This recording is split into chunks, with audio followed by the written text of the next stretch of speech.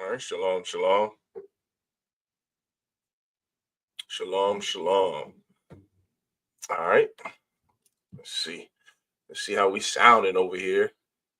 Facebook and YouTube. Hold on. Let's see. There we go. We sounding good. Most High Christ. Go ahead, clap it up.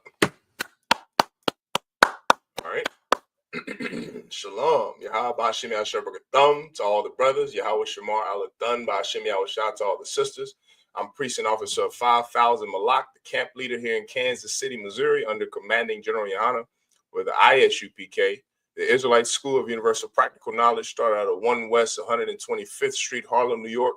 We are all under commanding General Yahanna, and we are not affiliated with any organization or Israelite groups. With that being said, let's get into tonight's class. I'm your teacher and your host tonight, Officer of 5,000 Malak.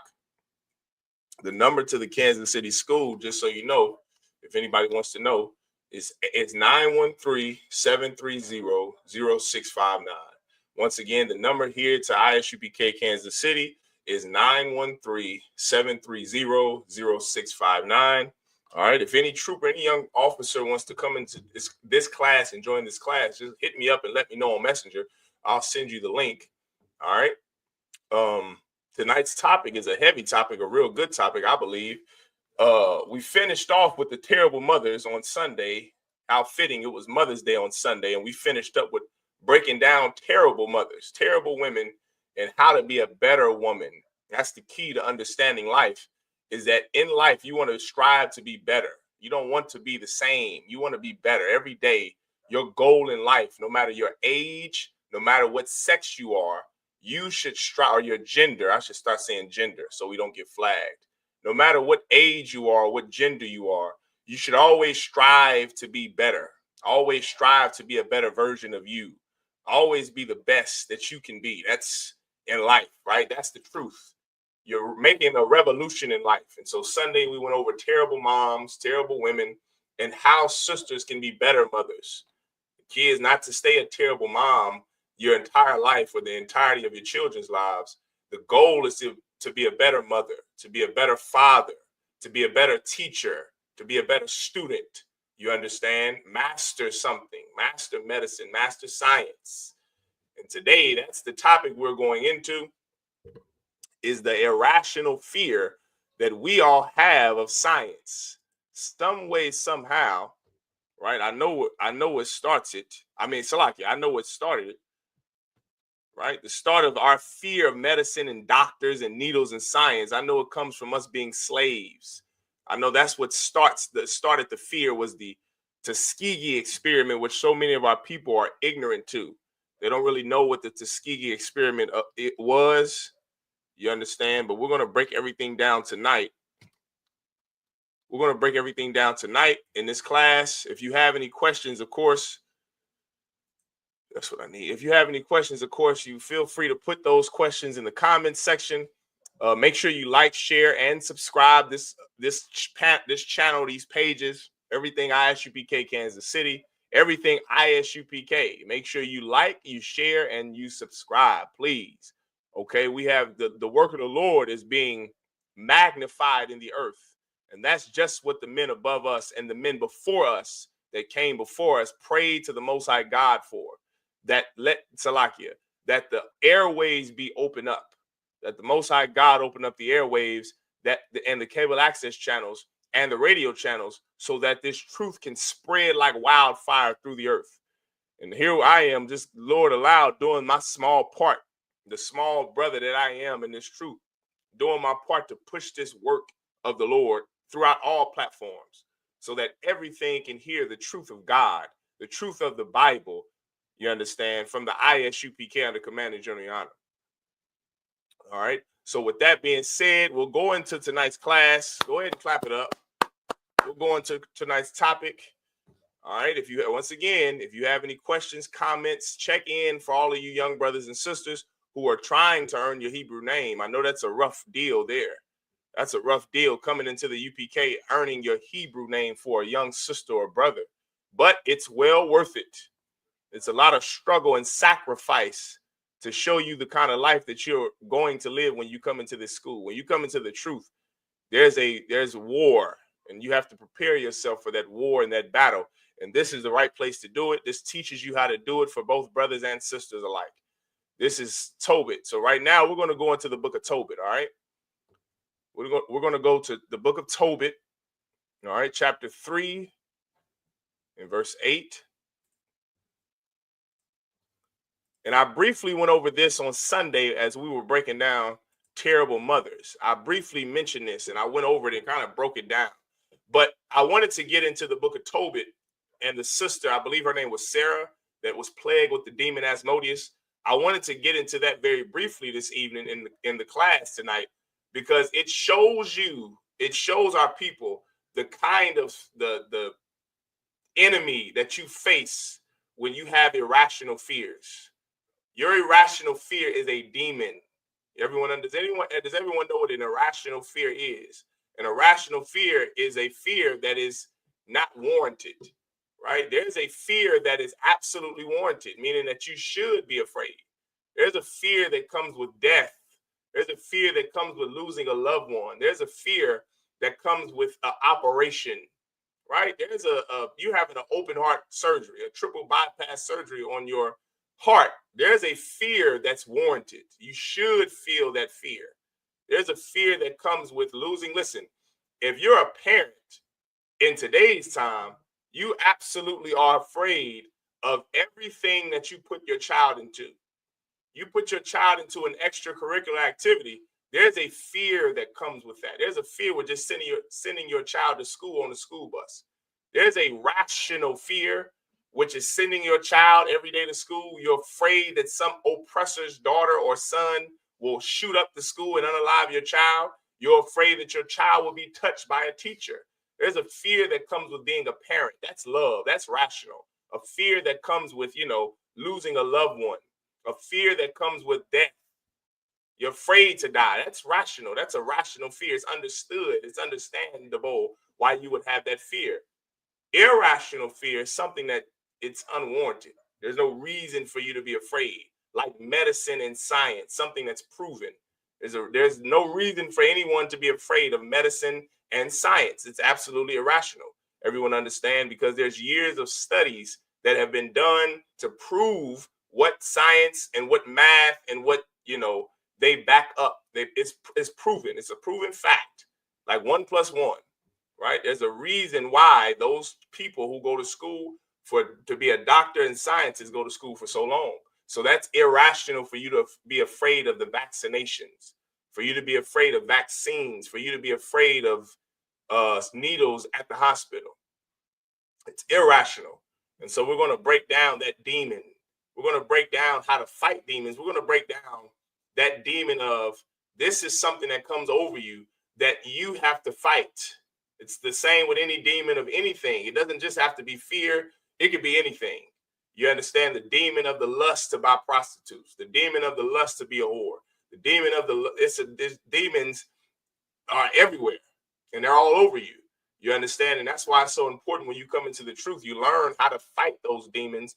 And Lord allow, this is a class that will help brothers and sisters to fight the demon of irrational fear when it comes to vaccinations for your children. All right, vaccinations for your kids and science and medicine. There's no reason for you to be afraid of any of those things. Everyone understand? So with that being said, let's get our first scripture. This is Tobit chapter 3 and verse 8. All right. Now remember, as I just mentioned, this was about a sister Mary, right? So like Sarah, not Sarah, Abraham's wife, but Sarah right here in the book of Tobit in the Apocrypha. And she was the sister who was plagued with demons. Everyone understand? And so now we're going to read this origin story of how they found out this sister Sarah had demons on her. Everyone understand? This is the book of Tobit, chapter 3 and verse 8. Because that she had been married to 7 husbands, whom Asmodeus, the evil spirit, had killed before they had lain with her. Asmodeus is the demon. That evil spirit is demon. Everyone understand? That's a demon this sister had on her name, Asmodeus. Now, does every demon in the Bible have a name? No. But you know it's a demon when you do something that you don't want to do and you do it anyway. That's a demon. You want to stop smoking, but you keep smoking. That's a demon. You understand? A demon makes you, or not makes you, a demon is on you that convinces you to do something unlawful. And a demon is a spirit, an evil spirit, like it says in the Bible, that forces you, that wants to force you to unalive yourself or unalive someone you love, unalive someone, right? That's a demon's job. You understand? And so now this sister, I believe her name was Sarah. That's what it said in the verse above it. It says that because that she had been married to 7 husbands, whom Asmodeus the evil spirit had killed before they had lain with her. Dost thou not know, said they, that thou hast strangled thine husbands? So now they're asking this sister, Sarah, they're asking, did you not know that you unalived your husband? Remember, that's what I just said. A demon, you don't want to smoke. Here you are lighting up a cigarette. You don't want to smoke the cigarette, but you smoke the cigarette anyway. That's a demon. You don't want to unalive this brother for having sex with your wife because you knew your wife was a whore. That's a demon. Salakia. You don't want to be a LGBTQ. You don't want to live an alternative lifestyle, what the world calls an alternative lifestyle, but you can't help yourself. That's a demon. You don't want to do it, but it happens anyway. That's how you know you have a demon, and you have to learn to fight that demon. And this is where you learn to do it in class, here in the I.S.U.P.K, under commanding General Yahanna. All right, it says, does thou not know, said they, that thou hast strangled thine husbands? Thou hast had already 7 husbands, neither wast thou named after any of them. So this sister has had 7 men come to her bedchamber. 7 brothers have came to this sister's bedchamber to lie down with her, to marry her. And before they wake up the next morning, they are dead. This sister unalives them because of the demon Asmodeus that is on her. Everyone understand? This is Tobit chapter 3, verse 9. Wherefore dost thou beat us for them? If they be dead, go thy ways after them. Let us never see of thee either son or daughter. Verse 10. When she heard these things, she was very sorrowful. This is another indication that someone is mentally ill. This is another indication of psychosis, of mental illness, of irrational fear, of you give me anything. Give me any mentally ill person. Give me any mental illness. And this is how you know they have a mental illness. There's psychosis, I believe it is. I believe it was psychosis. I was just doing some research and studying up on that. And when I was going over on Sunday about the terrible mothers on Mother's Day, I brought up Diane Downs and what was the other devil's name? Andrea Yates. Andrea Yates was deemed psychologically psychotic because when she unalived her children, you know what she said? Satan told her to do it, that she didn't have control over herself. That's a demon. And this sister here in the Bible, she has that same demon where I don't know what came over me. A lot of you brothers will talk to a woman that you will see how she talks to her children. You will see her abuse her kids. And then you are going to ask her this question. Why did you do that? Why did you smack your son? Why did you yell at your daughter? Why did you cuss your children out? And you know what she's going to say?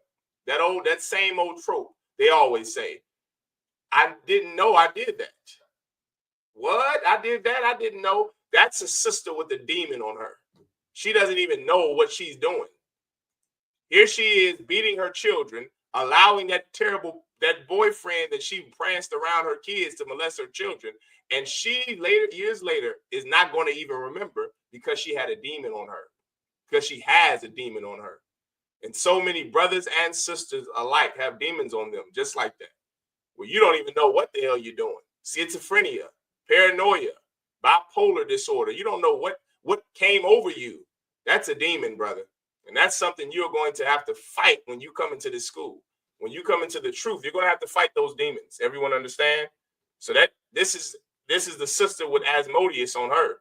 And she says, the Bible says, When she heard these things, she was very sorrowful, so that she thought to have strangled herself. She was so taken over by sadness. I'm going to put it back up there, Salakia.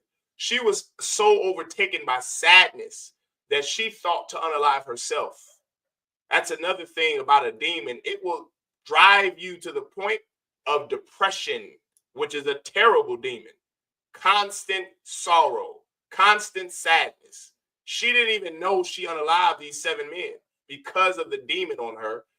And then when she realized it, when someone told her, guess what she wanted to do? Unalive herself. Unalive herself.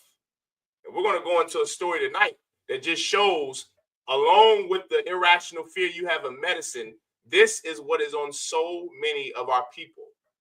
This is what that demon that is on so many of our people, of depression, of sadness, because we're oppressed. We're an oppressed people. And what happens when you're oppressed? You begin to be sad. You're sad. You look at the life of our oppressor. You're a so-called Hispanic brother or sister, and you see the way our oppressor treats you and our people. You see how he treats the Mexicans and the Puerto Ricans and the Dominicans and the Venezuelans, and you look at how he lives, and you see how our oppressor buys mansion after mansion while you're struggling, while you're coming from a hard scrabble background, living hand to mouth, and you're struggling and scraping just to survive. You will begin to be sad and depressed. Now there's an invention called social media. Have you heard of it? You watch people's lives on social media trying to live vicariously through them because the things that you don't have. And so you see this social media content creator who also doesn't have what you think they have, but in your stupid mind, you think, oh my God, they just bought a new mansion. They just bought a new Rolls Royce. Where's my Rolls Royce? I'm 40 years old. I never owned a Rolls Royce. You're still poor. Now you're trying to get an OnlyFans to start so you can make money to buy a Rolls Royce. You're in a constant state of that sadness and depression. And the internet does not help a lot of you. The internet is really a downfall for so many brothers and sisters. It enhances that demon that's already on you. And that demon of depression is next. As soon as some loved one dies, as soon as you get word of your aunt getting unalive, your cousin getting unalive, that demon of depression is next. It's next. It's right. It follows suit right behind any loss. It follows suit right behind any terrible accident, any bad news. Depression is following suit. You're going to feel depressed right after. Why? Because that demon doesn't want to leave you. That demon has to destroy somebody else. It just destroyed your cousin and your mother at Mother's Day. It was a Mother's Day shooting in D.C. I think they said it killed 10 people. Well, listen, that demon is wandering around the earth looking to see who he can destroy next. And he's going to find you because you're weak, because you never learned how to fight demons in the church. In the church, you only learn how to give in to demons. That's why they created an entire tenet and faith and belief of Christianity that God loves everybody, that no matter what you do, God's going to love you. Well, if I get high, even though I don't want to, how am I facing my demons? How do I ever get better? If God loves me no matter what, how do I get better? If God is going to love me if I molest children, if God is going to love me if I take advantage of women, if God is going to love me even though I steal, even though I unalive people, even though I'm abusive, even though I'm a womanizer, even though I'm a whoremonger or a pimp, if I'm the most terrible person in the world, how do I ever change if God loves me no matter what? You see the danger in that doctrine? And they've created an entire faith in doctrine based off of how to not get better and how to not fight demons. The Bible says this, be ye therefore perfect, even as your Father in heaven is perfect. You understand? The church believes that being perfect is an offense. It's something that you just can't achieve, but that is a rule in the Bible. It's something that you can do and that you must do. But you will never achieve that if you're always feeling like God is going to love me no matter what. What's the point of changing if God is going to love me? That's the problem with the Christian church. Everyone understand? You have to learn to fight your demons in the truth in the I.S.U.P.K, the Commander General Yahanna. Because when you are in the world, everything in the world feeds your demons. You're in the world trying to get off of drugs. How? When the world is telling you to do drugs. The music is telling you to do drugs. Molly Percocet, Percocet, Molly Percocet. The air is telling you to do drugs. Your baby's mother, the depression of child support is telling you to get high. Everything in the world is telling you to smoke, to get high. How in the world could you get off of drugs if you're not in the truth? Everything is teaching you to sin against God in the world. Putting a man on child support, divorcing your husband, getting high to get over pain. Everything in the world is encouraging our behavior to be that is not godly. But this Bible and this truth, this is how you learn to fight demons, how you learn to get better. The first step is understanding that God does not love you if you're a sinner. That's the first step. Everyone understand? You have to first understand that. Then after you get that through your thick skull, now you can finally understand that these demons are terrible. Terrible. And that's something I don't have to teach you. That teaches itself. What do they call the YNs? Demon. I'm on demon time. Everyone knows that there's a negative connotation associated with demons. Everyone is on demon time. They know that means he's about to steal, commit crime, sin, or unalive somebody on demon time. That's a terrible thing. Well, listen, it's not terrible when you're in the Christian church, because when you're in the Christian church, they allow you to sin. They encourage it. God loves you. God knows your heart. Well, hell, I can go and molest children then. I can go and beat your wife half to death. I can steal your wallet. God is going to love me anyway. That's the problem. You never learn how to fight your demons. And here you learn how to fight these demons. Everyone understand? Let's keep going. Tobit chapter 3, verse 10. And she said, I am the only daughter. And she said, I am the only daughter of my father. And if I do this, it shall be a reproach unto him. And I shall bring his old age with sorrow unto the grave. You see that? The sister had a little sense. The sister contemplated suicide, like so many sisters do out there in the world. There's so many sisters because of the child molestation they've endured when they were little girls, because of the abuse their mother put them through when they were young girls. Brother, these sisters are destroyed. So many brothers too. Our people, as a race of people, we're destroyed. Trauma is our lives. Trauma is a demon. And that is our lives. Everything in our life from the time we were born up until now have just been traumatic. And we've made songs off of our trauma, entertainment like Tyler Perry Studios off of our trauma. Our traumas don't get better in the world. They get worse. Everyone understand? They get worse. And so here we are in the truth, fighting that demon for you, trying to help you fight these demons, teaching you to fight these demons. This sister had a little bit of sense. She contemplated suicide like so many of us. And she said, but I'm my father's only daughter. Let's go back, Salakia. She said that I am the only daughter of my father.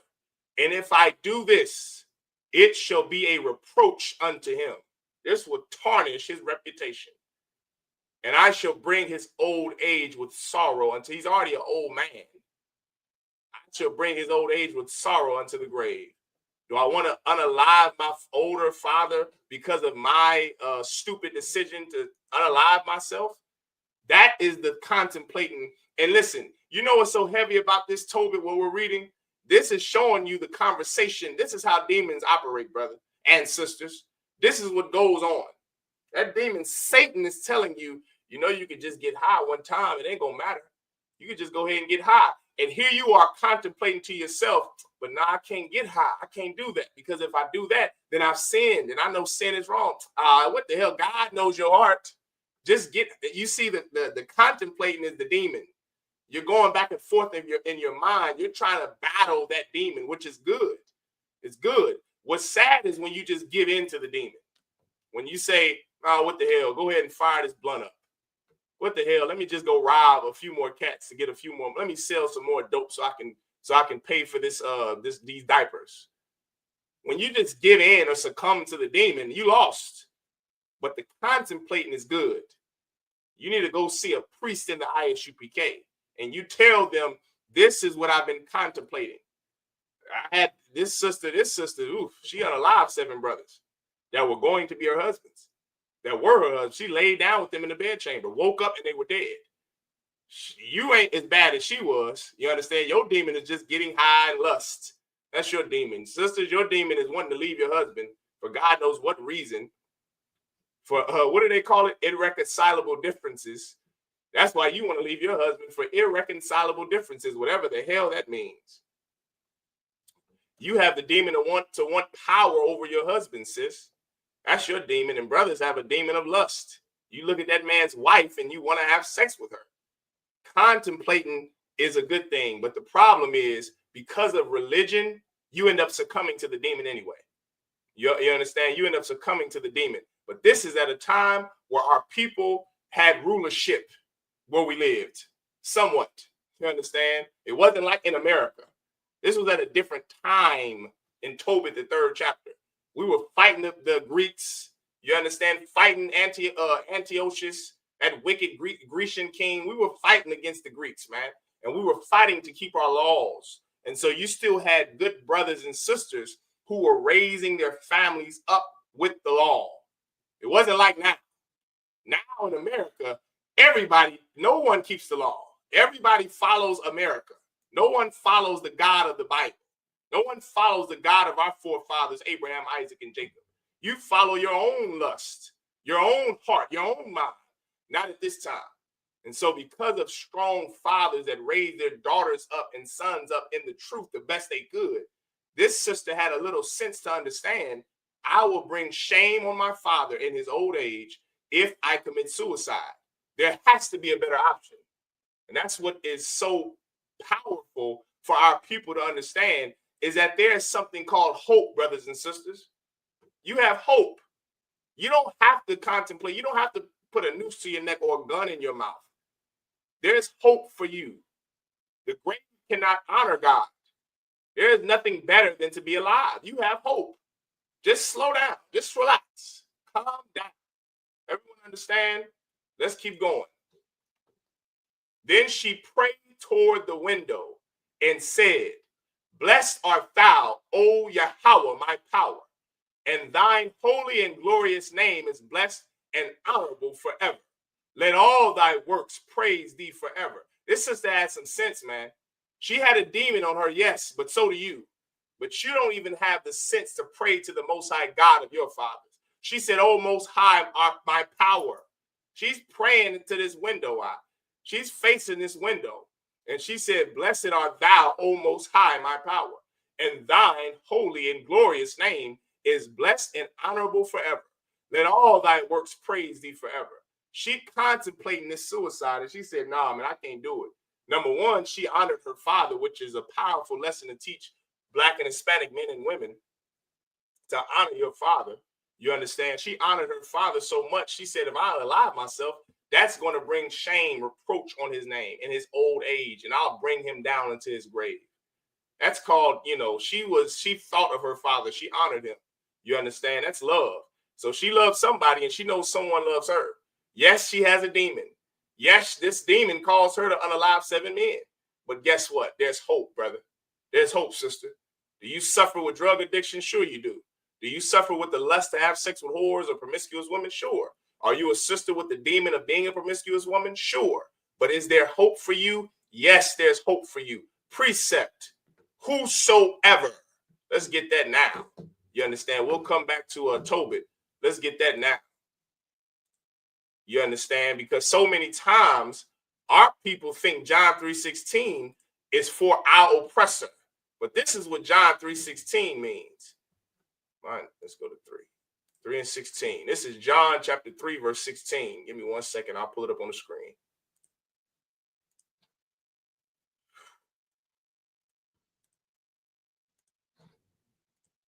Here we go. John chapter 3, verse 16. For God so loved the world that he gave his only begotten son, that whosoever believeth in him should not perish, but have everlasting life. You see that, brothers and sisters? There's hope for you, Black man. There's hope for you, Latino and Hispanics. There's hope for us. You don't have to unalive yourself. You don't have to give in to demons. The Lord said, Christ said, whosoever. Who's the whosoever? blacks, Hispanics, and Native Indians. We're the whosoever. We're the ones perishing and dying, not Donald Trump, not these Indians and the Pakistanis, not the Israelis or the Arabs. We are those people who are dying. I just saw this week on Monday, they had invited over 25 or over 55 or 75 white South African families to come over here to the United States of America, the same way they welcome the Ukrainians and the Russians and the Arabs and the Israelis and the Pakistanis and the Palestinians. But you know who they don't welcome into this country? The Latinos. They don't welcome La Raza. They don't welcome Catracho. They don't welcome Chapinas and Chapinos. They don't welcome them. Boricuas. They don't welcome them. They welcome heathen people. Heathens don't need Christ to save them in John 3:16, but we do. Catracho, you need the Lord to save you, brother. You need it. So does the sisters and brothers here in America. We need his salvation because no one else is going to save us. This sister in Tobit understood that. There's hope. There's hope, sis. You don't give up so easy. Everyone understand? There's hope. Whosoever believeth in him should not perish. What is perish? To die. Die is what? Sin. That's the wages of death. Sin. Who is perishing? We're perishing. Perishing from the lack of knowledge from the Christian church. That doctrine of Christianity that teaches us God loves you no matter what. So now you can't fight your demons. But there is hope for you, sister. There is hope for you, brother. You understand? There's hope. There's hope for us. Let's go back to the sister in Tobit. All right. This is Tobit chapter 3, verse 11. Oh, sorry, we just read that. Okay. So she's praying to the Lord. And that's another thing, brother. You understand? The Bible says this: believe in what you pray. You praying for salvation. You praying that the Lord heals you, takes away your demon, or helps you fight your demon. Now you have to do an action to show the Lord why he should help you fight your demon. Christians get it backwards. Christians think, I pray and that's it. Christians believe because I pray, that's the end all be all is praying. That is not the end all be all. Prayer is prayer is a terrible thing. What am I saying? Prayer is an amazing thing, and prayer does work, but prayer works when you work. You understand? You don't just pray to the Lord and that's it. You know, you just praying to the Lord and you praying. Okay, now what are you going to do to show the Lord why he should honor your prayer? Is she praying to the Lord? Yes, she's praying to the Lord. But we're going to read what she did so that the Most High God can honor her prayer. You understand? This is Tobit chapter 3, verse 12. And now, O Most High, I set mine eyes and my face toward thee. You understand? She's praying a prayer to the Lord, a heavy prayer.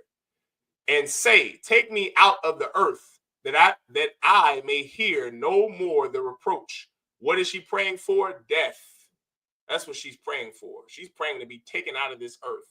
Why? Because she's unalive. Shalom, sis. She's praying to the Lord that he takes her away from this earth. Why? To unalive her. Why? Because she's unalive 7 brothers. Imagine a woman. Okay, brothers, you may not understand this because you're not a woman, but women, the demon for women is loneliness.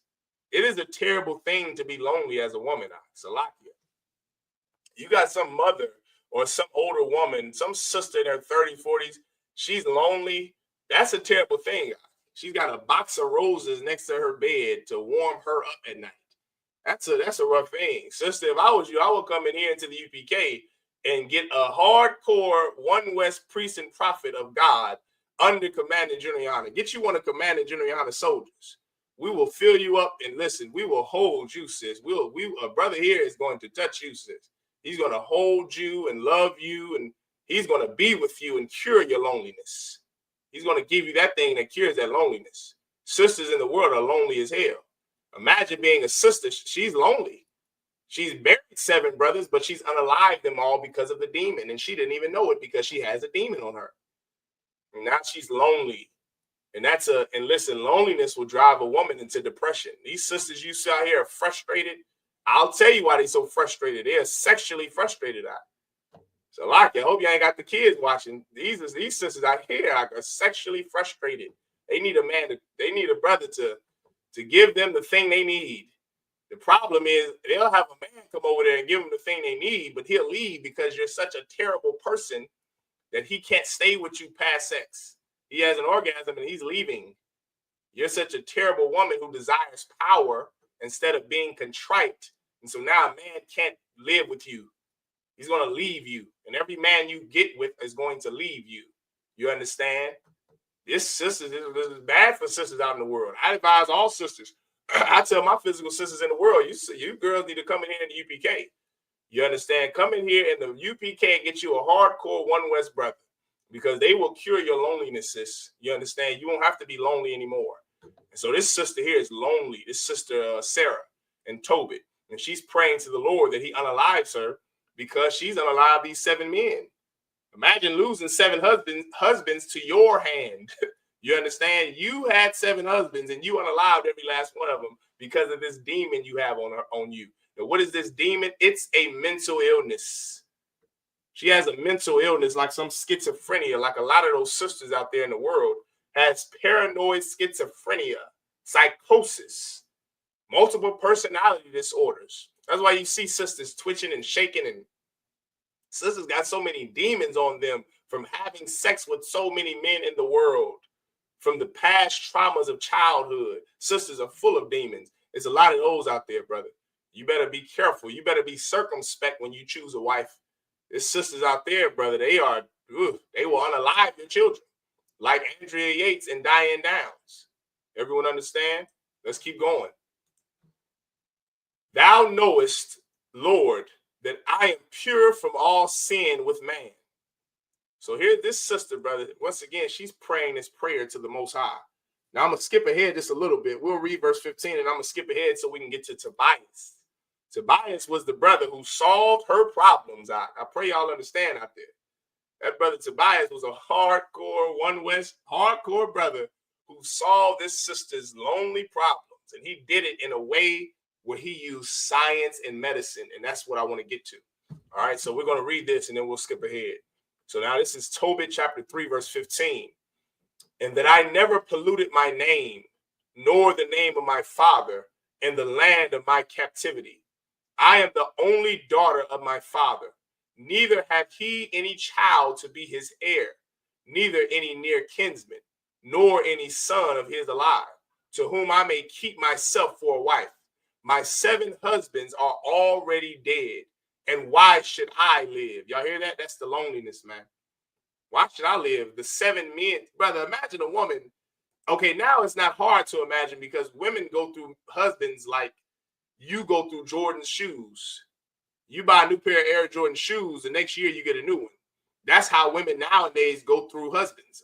You go to a wedding today, the next year they're going to be divorced. You understand? You go, listen, whenever someone invites you to a wedding in your family, you say, oh, don't worry, I'll just come to the next one. I'll just come to your next one.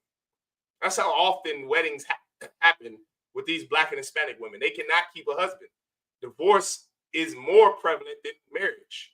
You get divorced at a higher rate than you get married. So now you're divorced, you're going to get married again. It's not so uncommon these days for that to happen. But brother, back then, a sister got married 7 different times, 7 different men. That was rough. And on top of all of that, she lost all of her husbands due to them being unalived by her. That is rough, huh? That's a hard thing there. Now, this sister had 7 men, not 1, not 2, not 3, not 4, not 5, not 6, but 7 husbands. And all of them got unalived by her. She is depressed, Doc. You understand? Lonely and sad and depressed, but she has hope. She has hope. You understand? And she's praying to the Lord to help heal her, to help her. That's what she's doing. She's crying out for help. Like so many of our people who cry out for the Lord's help. The problem is we don't want to do the thing the Lord requires us for his help. There's the Lord to be safe, to have the Lord's safety, Salakia, to earn the Lord's safety. There's something he requires of us first. God isn't going to save a sinner. That's throughout the Bible. But there's something you can do for the Lord to see you and say, you know what? He needs help. She needs help. They need help. Let's keep going. Let's see. But if it please not thee that I should die, command some regard to be had of me, and pity taken of me, that I hear no more reproach. Brother, you can't help but damn near feel sorry for this sister, man. This sister has this demon, like so many of our sisters, and she's trying to fight this. She's trying to fight, unlike a lot of those sisters who have demons in the world. A lot of these sisters with demons in the world, they are not trying to fight those demons. Sad to say. But most of these sisters just give in because of Christianity, because of America. America enhances that sin. It enhances that demon. Christianity enhances that demon.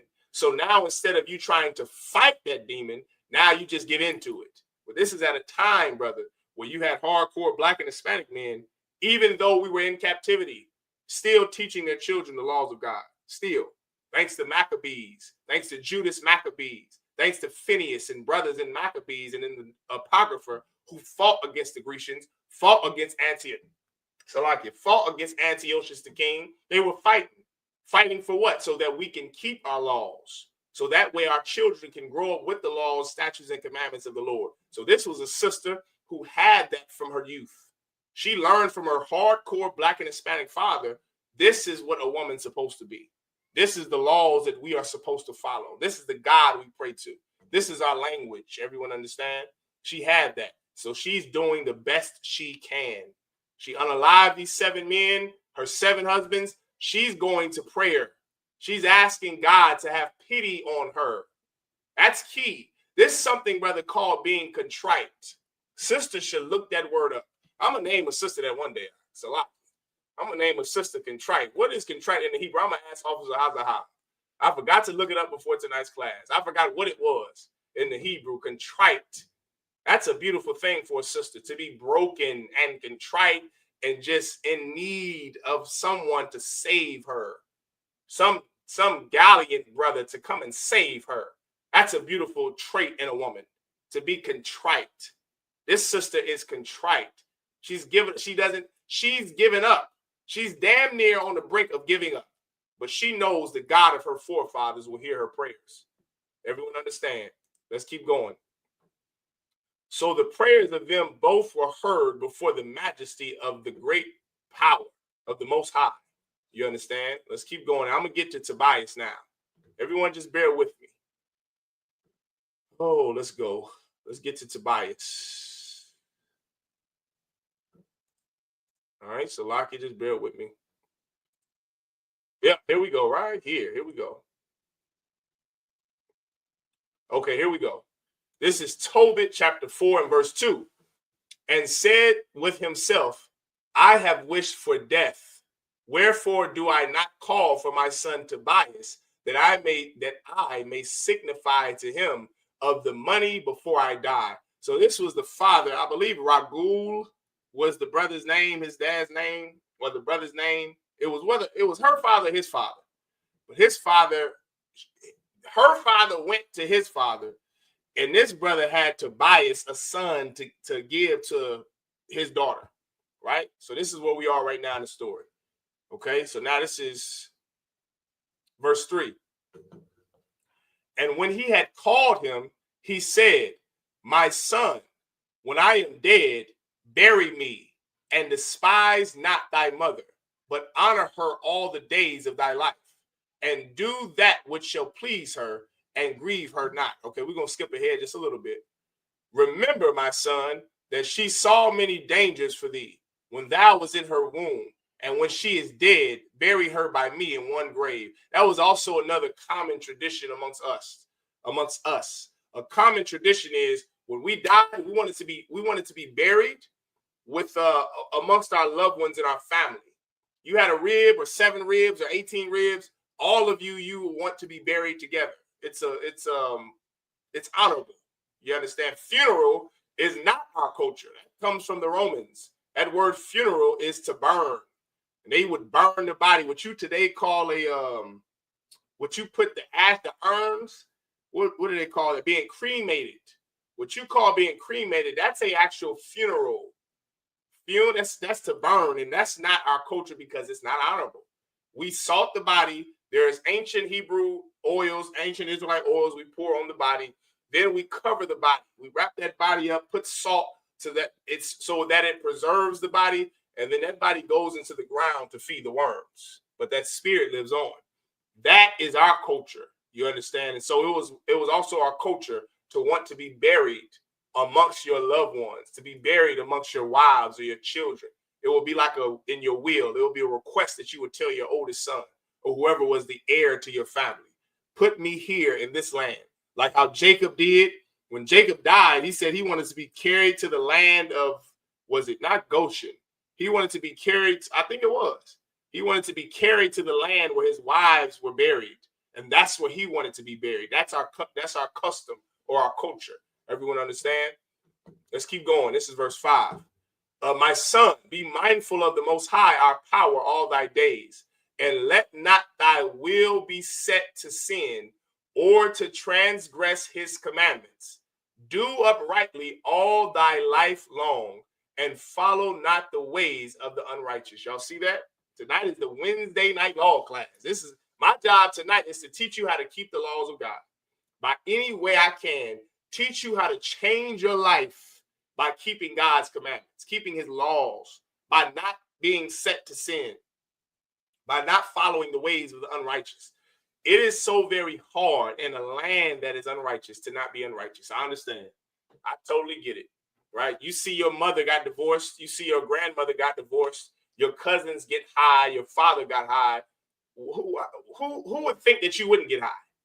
Hell, your father was a drug addict. Why wouldn't you be a drug addict? But this is what's always important to remember. You are not them. Everyone understand? You are not. I know it's hard, but you are not them. You are your own person. You can make decisions for yourself. You saw the detriment of weed and drugs and pills and crack all throughout your community, throughout your life. How devastating it was for drugs to come into the Black community. You have to make the conscious effort, the moral effort to say, I saw drugs being sold in my community. I saw what it did to my father and my uncles and my cousins. I'm not going to do drugs. I'm not going to sell drugs. Although you live in an unrighteous society, you don't have to be unrighteous with the society. You don't have to be of the world just because you're in the world. You understand? Be not of the world, even though you're in the world. You don't have to live like the Americans live. You don't have to live like the Romans live, like the Assyrians live. You don't have to live like the Egyptians. You can live like an Israelite. And that's my job. That's the job of the teacher of the Wednesday night law class, is teaching our people how to keep the law in an unrighteous land. Our president of the United States is Donald Trump. Yikes. He is as much of the biggest sinner ever. He's a terrible person, a horrible person. How in the hell can you not be a greedy bastard like Donald Trump? He's your leader, like Antiochus was during the time of the Greeks and the Maccabees that we're reading about now in Tobit. I mean, absolute terrible men, terrible women. How can you imagine? Sister, what do you think Sexy Red was going to grow up to be? Mae Jemison? Is that what you brothers thought that Megan Thee Stallion and Sexy Red and Cardi B would grow up to be? Look at who their role models were. Are you kidding me? You thought they were going to be modest, sweet, contrite, chaste women? They saw Playboy Bunny. They saw BET After Dark. You understand? They saw their mothers leaving their fathers and bringing men, prancing them through the house. And you thought she was going to be the next pediatric neurosurgeon? She is not. Sexy Red and Cardi B grew up to be just what they were supposed to be, whores, because that's all they saw. But this is what I'm offering to you, Black man, Hispanic man, Native Indian woman and man and child. You don't have to be what you saw growing up. You can change who you are. You understand? You can absolutely change who you are. You've seen people change for the worse. Well, you can change for the better. You can revolve. That's a revolution. Changing yourself. That's what you're supposed to do. You're not an animal. A bear can only be a bear. A sheep can only be a sheep. But you have something that animals don't have, which is sentientness. You're sentient and they're not. You have the word of God. They don't. They're animals. They're not sentient. They can't choose what to eat. They can't do that. They eat whatever they're hungry. You could put the pork back and get turkey bacon. You don't have to get pork bacon. You can put the Newports back and chew gum. You don't have to smoke. You don't have to be an alcoholic. You make that choice in your mind. A hyena can't do that. A lion can't do that. You can. You're human. You fight against nature. Were you supposed to be a drug addict? Hell yeah. Look at where you grew up. Are you kidding me? You mean to tell me you're from the south side of Chicago? You're from 12th Street, Wayne Minor in Kansas City, and you thought you were going to be a pediatric neurosurgeon? Come on, man. Who are you fooling? You were supposed to go to prison. The problem is the church never taught us how to fight against nature. And that's our job as priests in the UPK.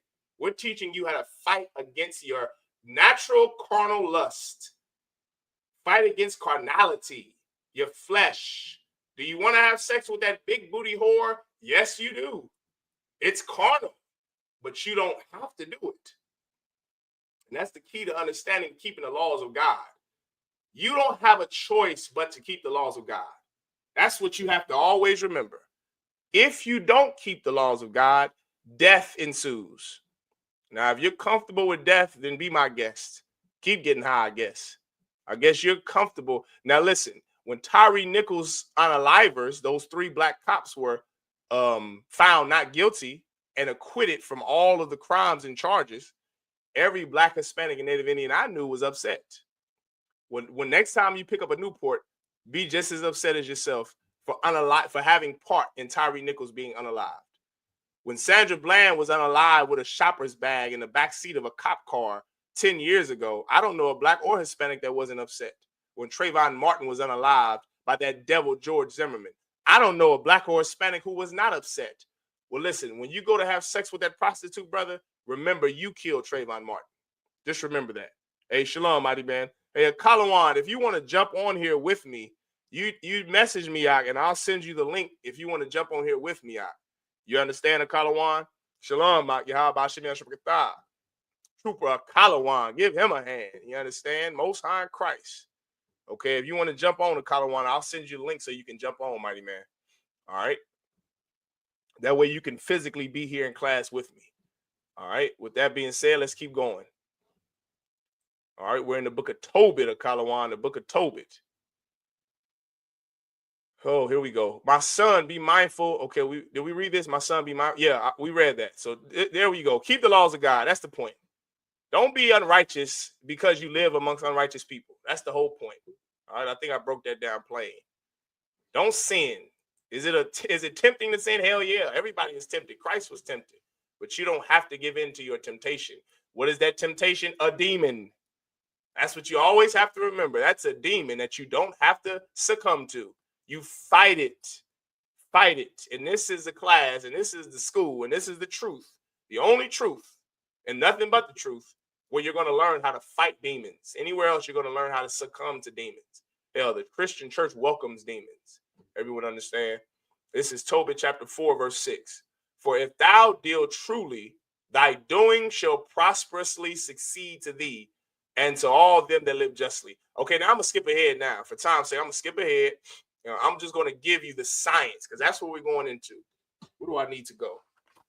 All right, let's jump ahead. We're in Tobit, the 4th chapter. Oh, let's go to chapter 6. Okay, let's go to chapter 6.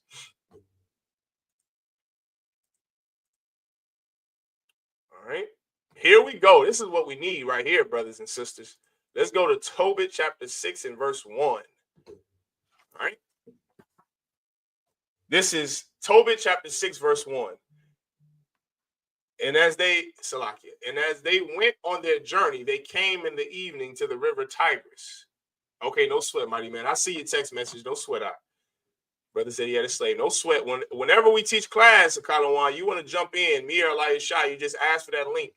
You understand? It goes for Kunaya, all of y'all brothers and sisters here in Kansas City. That way you can physically be in class. You understand? You don't have to just watch it online. Everyone understand? And that goes to any young officer or trooper that's in any other zone. If you're watching these Kansas City, I.S.U.P.K Kansas City classes, and you want to be in class, All you have to do is ask for that link, and I will give you the link so you can come in class. Everyone understand? All right, this is Tobit chapter 6, verse 1. And as they went on their journey, they came in the evening to the river Tigris, and they lodged there. This is verse 2. And when the young man went down to wash himself, a fish leaped out of the river and would have devoured him. Everyone see this. Now remember, Tobias is the brother that we're reading about right now. We just read the sister who unalived her 7 husbands in the bedchamber. Before the sun rose, they were dead. She killed them. Asmodeus, the name of the demon that was on that sister, that demon unalived those 7 brothers. Well, there was one man named Tobias, and he listened to the voice of the Most High God. He was a young brother who was raised up in the truth, the knowledge and the understanding of the Most High by a hardcore father. And the Bible says that just what we read in 4 and 8 or 4 and 11, that his father taught him to walk in righteousness. What is walking in righteousness? Keeping the laws of God. To walk in righteousness, even though you're in an unrighteous land. To obey the laws of God. To not succumb to sin and to evil and demons. Be a man of character. That's what Tobias was, a man of character. Like the brothers in the UPK. A brother who has character, a brother who is responsible, who will never waver from the law, whether it be from the right or the left. He is going to stay straight on the straight and narrow path. That's who Commanding General Yahanna is raising up in these ranks in the ISUPK. For the FBI, the CIA, and everyone that watched all of those videos that we flooding the internet with from Hebrew Academy, give them a hand. You understand? This is who we are. We're brothers who are walking that straight and narrow path. Brothers who will not waver to the left or the right. No matter the money, we won't sell out like your leaders did in the Christian church, in the civil rights movement. We won't sell our brothers out like the black Muslims. You understand? We won't unalive each other and hurt each other, but we will be men of character. We will have something called integrity. That's a lost art. When no one is looking, we're going to do what's right. No matter if we're in an unrighteous land or if we're in the kingdom of heaven, we're going to do the right thing. That's the men of God that Commanding General Yahanna is raising up in the I.S.U.P.K. And this brother Tobias was him. That's who he was. He was a brother who was a hardcore brother, young brother. And his father recommended him to marry this sister. Everyone understand? Now, the Bible says that he went down to a river and a fish leaped out of the river and would have devoured him. Let's keep going. Salakia. Then the angel said unto him, take the fish. And the young man laid hold of the fish and drew it to land. To whom the angel said, open the fish and take the heart and the liver and the gall and put them up safely. Now, this is where I want everyone watching to key in on. I want you to listen and pay attention to this because this is very important. This is something that can be missed when you read the Bible with Christian understanding. Remember, this is the Israelite school of universal practical knowledge. It's universal. It's practical. You can use it everywhere. You can use it universally. And it's knowledge. It's not something that's a lie like what they teach you in church. It's not feelings and emotions. It is knowledge, real foundational proof, evidence, knowledge, like science and medicine. Okay, this is Tobit, chapter 6. Salaki, chapter 6 and verse 4. The angel told Tobit this. This is an angel of God. To whom the angel said, open the fish and take the heart and the liver and the gall and put them up safely. Now, Kalawan, I have a question for you, brother. You say you watching. I got a question for you. Well, I'll ask you the question after we read verse 5. I ain't gonna do you like that. I'll give you some more time. We're gonna read verse 5. No, I'll go ahead and ask you. Why did the angel of God tell Tobias to take the liver and the gall and the heart and to save it? Why did he tell him that? Does anyone know? It doesn't just have to be the trooper. Does anyone know why the angel of God ordered Tobias that fish that was in that river?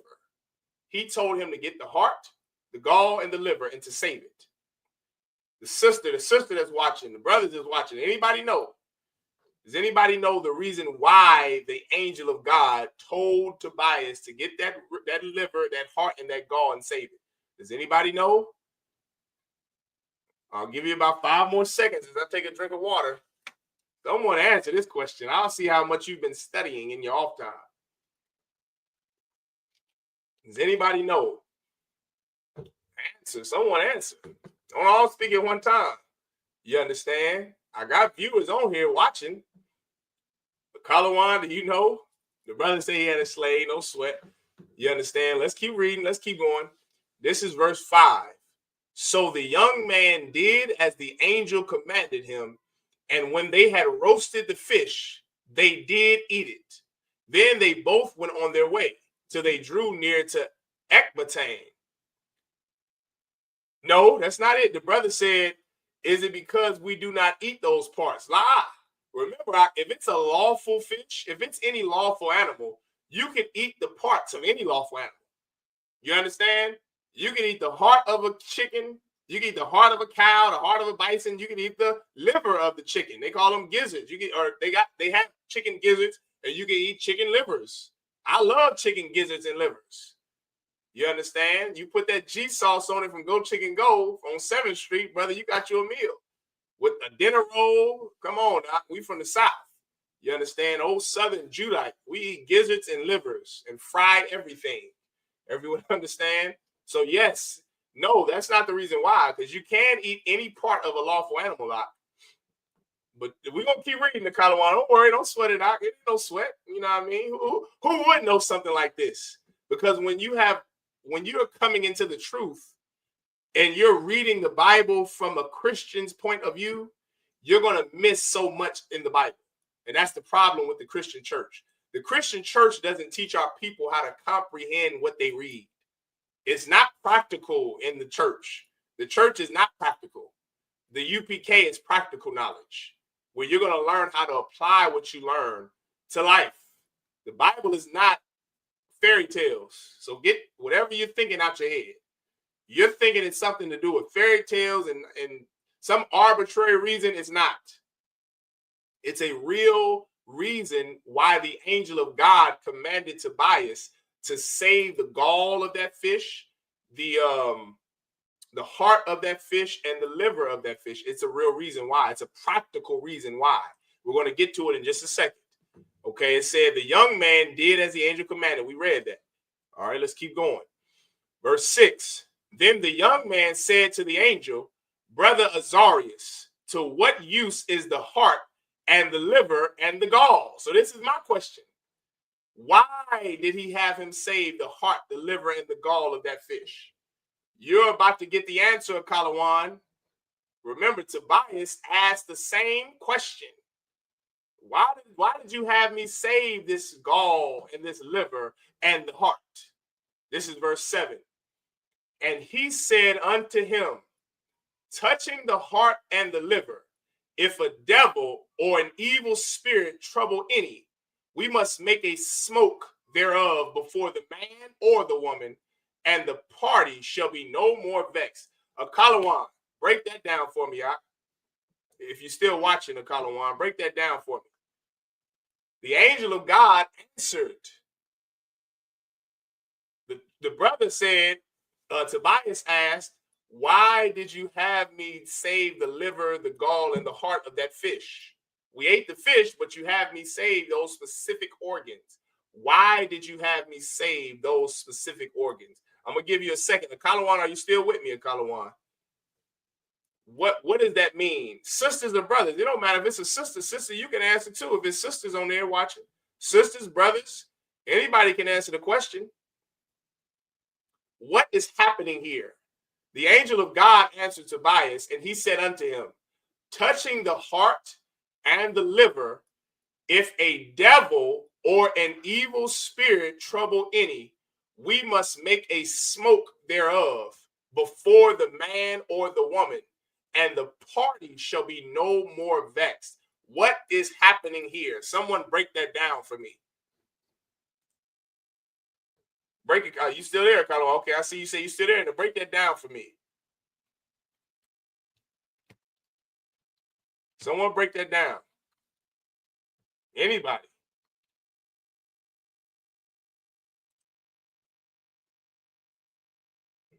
Anybody know?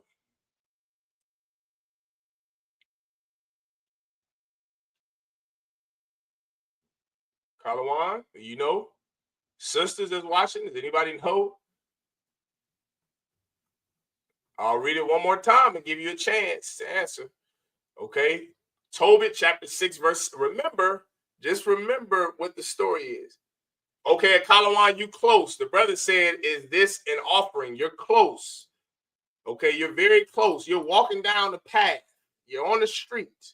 But no, it's not an offering. Okay, I'm going to read it one more time. This is Tobit chapter 6, verse 7. Okay, just before I read it, remember, Kalawan, this here, what is Tobias even doing in the story? The story isn't about just him. He's going to marry a sister that has a demon on her. Remember that. What did I say a demon was? In her case, what is her demon? She has a mental illness. She has schizophrenia, bipolar disorder, psychosis. She has a mental illness. Everyone understand? Maybe you need that to understand this, because I just gave you the answer. This sister has a mental illness. Her name was Sarah. She killed or unalived 7 of her husbands on the wedding night. As they were in the wedding bed, the bed chamber, before the morning came, they were dead. 7 men, 7. She went through 1 husband, a 2nd husband, a 3rd husband, a 4th husband, a 5th husband, a 6th husband, and then a 7th husband. Before they told her all your husbands died, she didn't even know she unalived them because she has a mental illness. She has a demon on her named Asmodeus. The angel of God told Tobias, touching the heart and the liver, if a devil or an evil spirit trouble any, we must make a smoke thereof before the man or the woman, and the party shall be no more vexed. When you say an offering, a Kalawan, that sounds like hocus pocus. Okay? That sounds like Hollywood. That sounds like Disney Channel doing Halloween.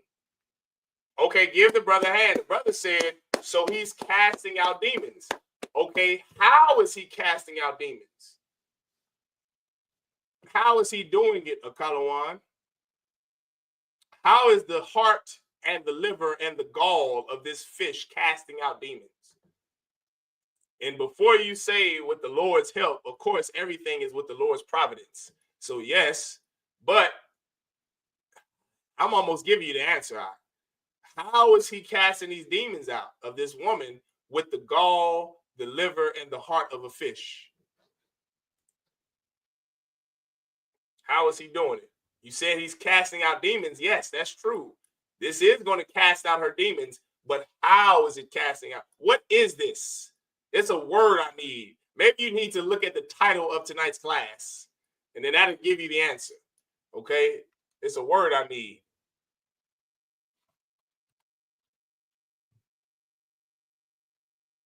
Anybody know? Kalawan?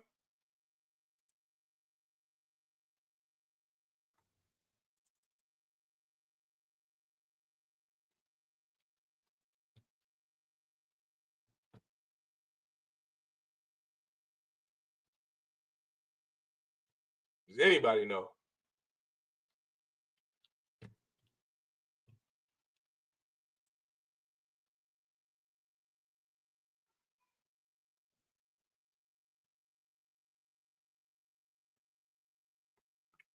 The brother said casting out demons. Yeah.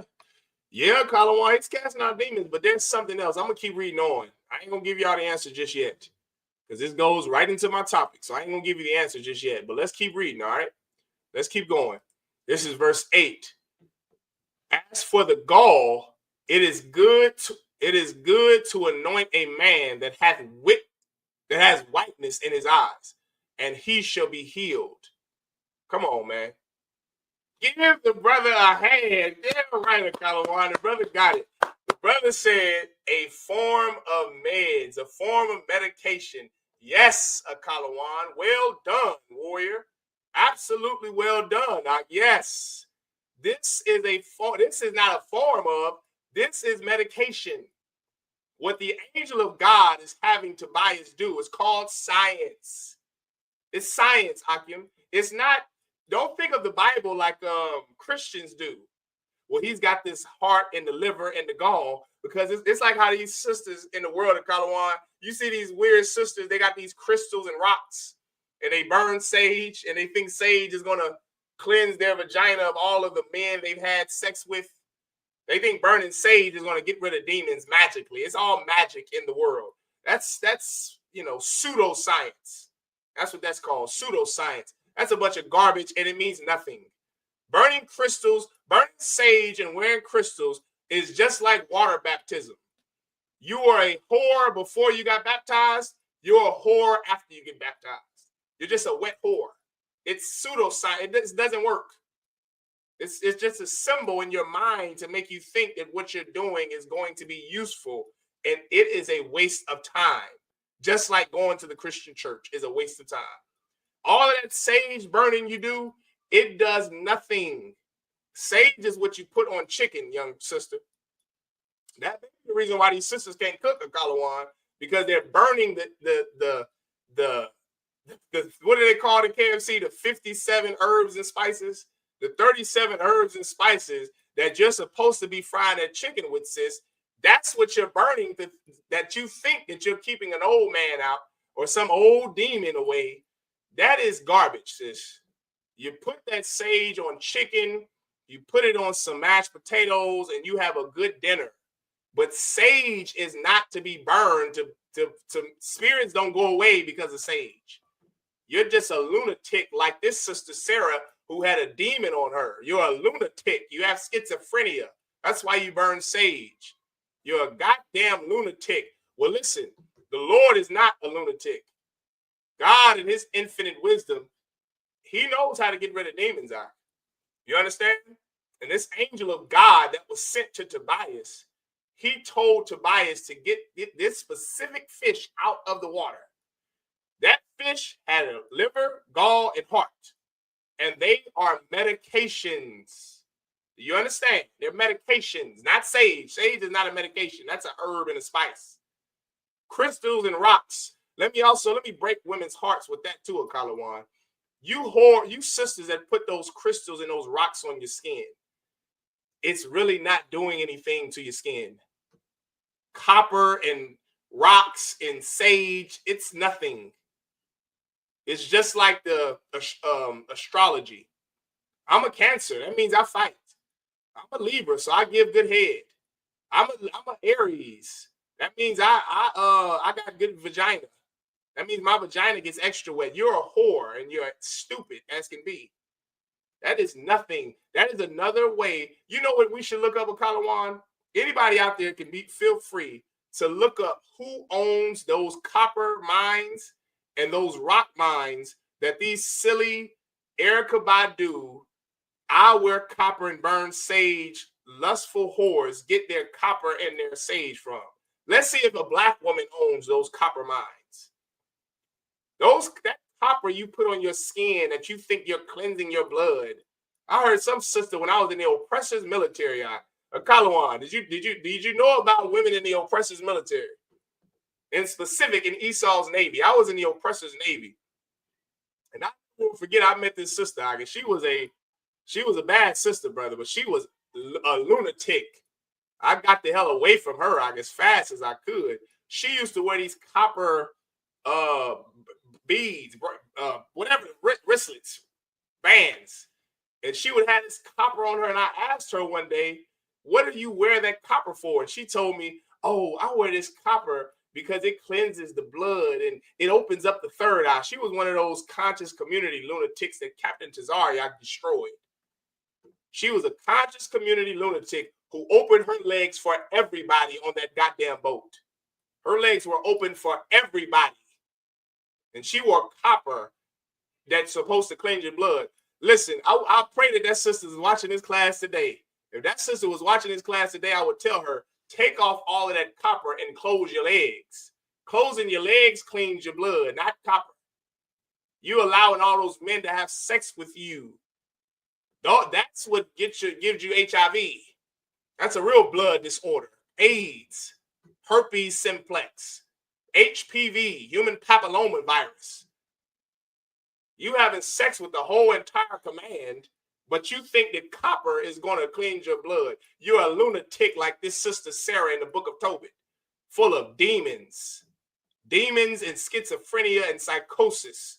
That's what she was, a Kalawan. Stay the hell away from them sisters with all that copper and conscious nut, just conscious sage burning, copper wearing whores. That's what they are, whores, lunatics. Well, listen to Kalawan. There was a reason why that angel had this brother use the heart, the gall, and the liver, save it, because it was medication. It was medication. Everyone understand? As for the gall, it is good to anoint a man that hath whiteness in his eyes, and he shall be healed. Now, you're going to need a little, history, I guess, a little knowledge on this. Where do the world's medications come from today? Same brother, Kalawan. Do you know? Anyone can answer. Does anyone know where medications come from today? Obviously, nobody saved the laboratory, because that's where medications are made and synthesized, in a laboratory. It's not a laboratory.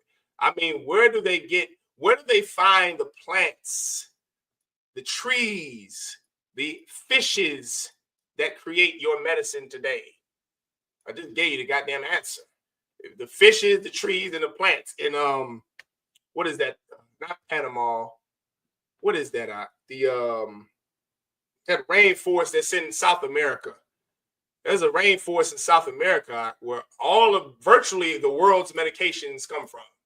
It comes from those fishes that are down there, the trees that are down there, and the plants that are down there. Some botanists, some chemists, you understand, they synthesize the things they find to make your allergy medicine, your prescription medications, your whatever medications. That is a real life fact that you can go and look up right now. Okay? This is science, brothers and sisters. This is science. And when they were come near to Rages, the angel said to the young man, brother, today we shall lodge with Ragu, who is thy cousin. He also hath one only daughter named Sarah. I will speak for her, that she may be given thee for a wife. For to thee doth the right of her appertain, seeing thou only art of her kindred. Remember, as our customs, you marry a woman that is bone of your bone, flesh of your flesh. Just like Adam and Eve. The old way to have sex before Adam and Eve was having sex outside of your race. That's what sex was a long time ago, at the beginning of time, since Genesis. But Adam changed all of that. Adam, if you don't know, was the first brother in the truth. And the Lord gave him a sister who also believed what he believed. A sister who was bone of his bone and flesh of his flesh. When else did that happen? Abraham and Sarah. When else did that happen? With Isaac, with Rachel, with Jacob, with Rachel, with Jacob, and with Leah, and who was the other one? Jacob, Rachel. Her name wasn't Sarah. Somebody help me the hell out, man. Rachel, Jacob with his wives. Okay, when he went to see his uncle Laban, that was bone of his bone and flesh of his flesh. Family. That is our way to have sex with your family. And when I say family, I don't mean your sister or your brothers. Okay, I don't mean the children that your parents have. I mean family, Blacks, Hispanics, and Native Indians. You're not supposed to go outside of your race like Kanye West and Shannon Sharp to have sex with a woman. That is unlawful. Sex is had in your family. You go get you one of these bad sisters out of the 12 tribes of the nation of Israel.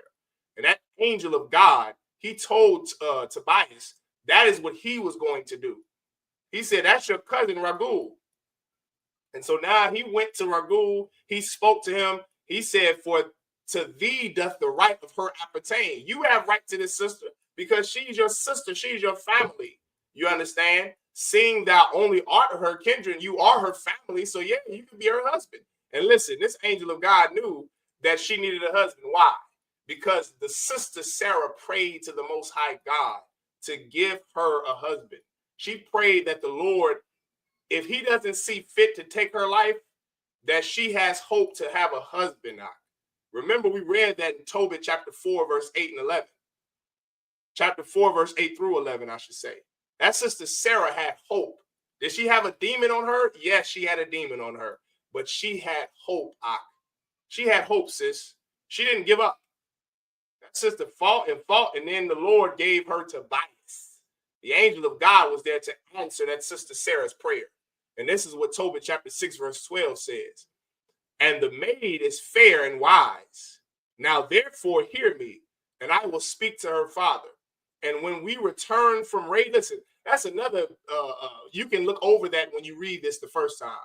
The angel told Tobias, and the maid is fair and wise. He said, what does the word fair mean? The word fair means beautiful and bad, like these sisters in the I.S.U.P.K, like these Black, Hispanic, and Native Indian sisters.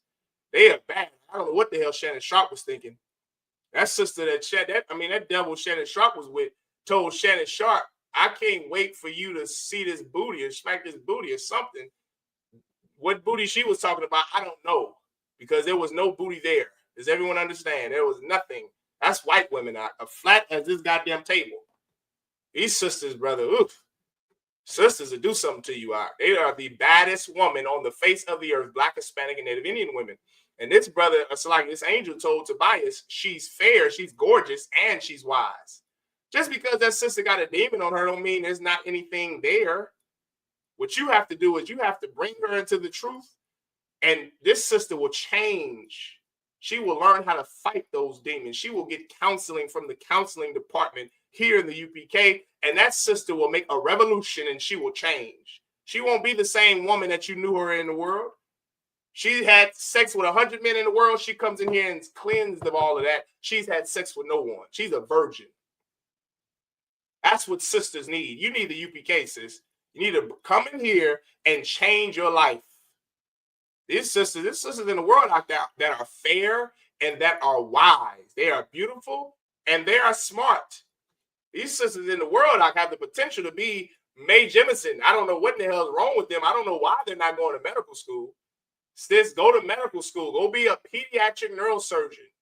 Go find out go do a case study on why so many of our children die from sudden infant death syndrome. Go search it out. Go find it out. You sisters have the ability to go be nurses. You got the ability to go be a goddamn doctor. You don't have to do hair and nails. Leave that to a 15-year-old girl in the ghetto. Go be a lawyer and a doctor and a physician. That's what you should be focusing your life on. You sisters have the capability to be so smart and so wise, and you're already gorgeous. All you got to do is just pair that with coming into the UPK. Before you know it, brother, I'm trying to tell you something, Makalawan. I'm trying to tell you something. These sisters flood this school, brother. Ooh-wee. Sisters are gorgeous out. They just have a lot of mental problems that came from the Christian church and the trauma of their Christian upbringing. But when they come into UPK out, if they're willing to fight their demons like this sister Sarah is, or like this sister Sarah did in the Bible, they're willing to change. They'll be an amazing woman in the work of the Lord. Everyone understand? This is Tobit chapter 6, verse 12. And the maid is fair and wise. Now, therefore, hear me, and I will speak to her father. And when we return from rages, we will celebrate the marriage. For I know that Ragul cannot marry her to another according to the law of Moses, but he shall be guilty of death, because the right of inheritance doth rather appertain to thee than to any other. You understand? Let's keep going. Now let's skip ahead just a little bit. I'm going to get to the end of this. This is good. We need this. We got to read this, Salaki. We can't skip over this. This is chapter 6, verse 13 of Tobit. Then the young man answered the angel, I have heard, brother Azarias, that this maid have been given to 7 men who all died in the marriage chamber. What is Tobias saying? He's a little nervous. He's a little scared, right? You see that bad sister that wear all them she got all that copper on her. The tail, she's got so much tail back there. You see her, but you're scared to death because you know that she comes with a lot of problems. That's Tobias. He's seeing her like, damn. She's bad as hell. She's smart as hell. She's some nurse or pediatric neurosurgeon. She's smart and bad, but her reputation isn't that good, right? I heard that she's unalived 7 of her husbands in the bedchamber. That's what Tobias told his angel, Azarias. He said, listen, brother, I've heard things about this sister you try to marry me to. She's killed all of her husbands, 7 of them. Let's keep going. He was nervous, Salakia. I would be too, Tobias. I would be too. I would be nervous as hell. I know she's bad, but goddamn. Okay, I don't want to die. You understand? I don't know if that tail is worth death. So some of you brothers don't think that. Salakia. Some of you brothers, y'all would die. I see the neighborhoods y'all go into. Y'all risk y'all lives to have sex with a bad sister. I hear you, And that is not me. Salakia. I like my life. I don't know if I would risk it, going to war with, Commander General Yahanna's enemies, but I don't know if I'll risk my life for tail, brother. Okay, this brother Tobias, he's a smart man. All right, so I understand Tobias's pain. Okay, this is Tobit chapter 6, verse 14. And now I am the only son of my father, and I am afraid, lest if I go in unto her, I die. You hear that? He's afraid, brother. That's what I just said. This brother Tobias is scared to death. You mess with a woman with schizophrenia, I would be scared. Some of you brothers, it don't phase y'all. That type of woman will kill you out. I know you think it's funny. I know that trope of, man, she ain't crazy. Her vagina ain't good. I don't know where that started. Women who are sane have just as good as vagina as women who are insane. I don't even know what in the hell is wrong with you, brothers. What is wrong with you? You're with a woman with paranoid schizophrenia. She has bipolar disorder. Listen, you brothers are rough. You're rough. You're a rough brother to be with a woman like that, because that type of woman will kill you the same way this sister Sarah killed 7 of her husbands because of that demon. She don't even know what she's doing. She doesn't even know what she's doing. She has a demon on her, and that demon needs to be, you need to take her to counsel. You need to get counseling and help so that she doesn't stay that way. You understand? Tobias was absolutely afraid, and he had every right to be. But let's keep going. Let's read what the angel of God told him. Lest if I go in unto her, I die as the other before. For a wicked spirit loveth her, which hurteth nobody, but those which come unto her. Wherefore I also fear lest I die, and bring my father's and my mother's life because of me to the grave with sorrow. For they have no other son to bury them. You hear that? He's their only son, and he's scared to death. He's going to have the same fate as the previous 7 husbands. Let's keep going. Oh, do I want this right here? Let's go. Let's skip ahead to, this is what I need right here. Kalawan, make sure this is it right here.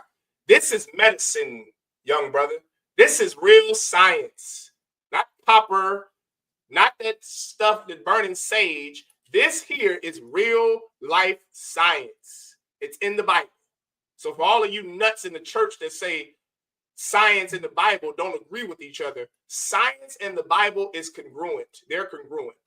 You understand? To Tobit chapter 6, verse 16. And when thou shalt come into the marriage chamber, thou shalt take the ashes of perfume and shall lay upon them some of the heart and liver of the fish, and shall make a smoke with it. Verse 17. And the devil shall smell it and flee away, and never come again any more. But when thou shalt come to her, rise up both of you and pray to the Most High, which is merciful, who will have pity on you and save you. Fear not, for she is appointed unto thee from the beginning, and thou shalt preserve her. and she shall go with thee. Moreover, I suppose that she shall bear thee children. Now when Tobias had heard these things, he loved her, and his heart was effectually joined to her. Listen to that, brother. This is black love here, brother. I don't know what y'all looking at in the world. This brother here, and let that also be proof to what General Muhammad, like everything he says is right. Let this also be proof to what General Muhammad always says, that you can marry any sister. That whole notion in the world that she has to dress a certain way, look a certain way, be a certain way, brother, you can marry any sister. If Commander General Yahanna ordered you to marry this sister, you can marry this sister. All you need is the law of God, to honor the law of God. Be a man of character like Tobias. That's all you need, sister. You the same. You know, arranged marriages used to be a thing in Israel. You didn't see who that woman was before you married her. She didn't know who the hell you were. Y'all's fathers got together, and that brother said, hey, Gabawar, hey, listen, brother, that sister right here, your daughter. Hey, listen, brother, that sister there, man, I got a son right here for your daughter when they get older. Time goes on, they get older. They're 24, 25. She's a pediatric neurosurgeon. He's a lawyer like Captain REI. Give him a hand. And the two of them, brother, they get married, and they married until they die. Arranged marriages don't get into divorce. Now, here you are arranging your marriage, looking at her body. Man, she don't have the right body for me. She don't have the right body type for me. You're looking at a certain type of woman when you should be adhering to the law, statutes of God. The God of the Bible, those laws, statutes, and commandments of this Bible, that's what you should be focusing on. Before you know it, the Lord will send you a sister. And the same goes for a sister. If you don't make your entire life about chasing men or chasing women, you could marry any sister or brother. It won't even matter. All you have to do is be compassionate, loving, caring, have some, forgiveness for each other. Remember that that's your sister, and remember he's your brother. That marriage is going to last forever. It'll be a one West UPK marriage, last forever. And listen, you too will be effectually joined to that sister the way that Tobias felt for this sister. She don't have to look a certain way and be, listen, you can marry this type of sister. All you have to do is be a man of character. Everyone understand? So here we go. So now, this angel of the Lord instructed Tobias to burn this incense that had the gall of the liver, the liver, the gall, and the heart that came out of this specific fish. He ordered him to burn this thing. He ordered him to, this is what you're going to do. This is science, brothers and sisters. This is medicine. And this was the point. This goes into my topic. This was the point of tonight. See, tonight, our people have such an irrational fear of medicine. We have such an irrational fear of doctors and of science. We absolutely are. We don't have a warranted fear. That's what irrational is. It's not, you don't have a reason to be afraid of medicine. You don't have a reason to be afraid of doctors and science. We listen to idiots on TikTok and Instagram all day that are not doctors and that are not scientists, and we formulate our miseducated opinion based off what some idiot says about real life science and medicine. What this scripture just described, what this verse just described, was medicine. This was medicine on how to get rid of schizophrenia. You know, there's medicine. There's a pill that wife of yours with schizophrenia, she can take a pill. She can pop a pill in her mouth that will be prescribed to her from a psychiatrist or doctor clinical psychologist, and she will be able to take that pill, and the schizophrenia is gone now. Someone with bipolar disorder, some sister with bipolar disorder, she pops a pill that is prescribed from her from a legal doctor, and that bipolar disorder will go away. This is what we just read in the Bible.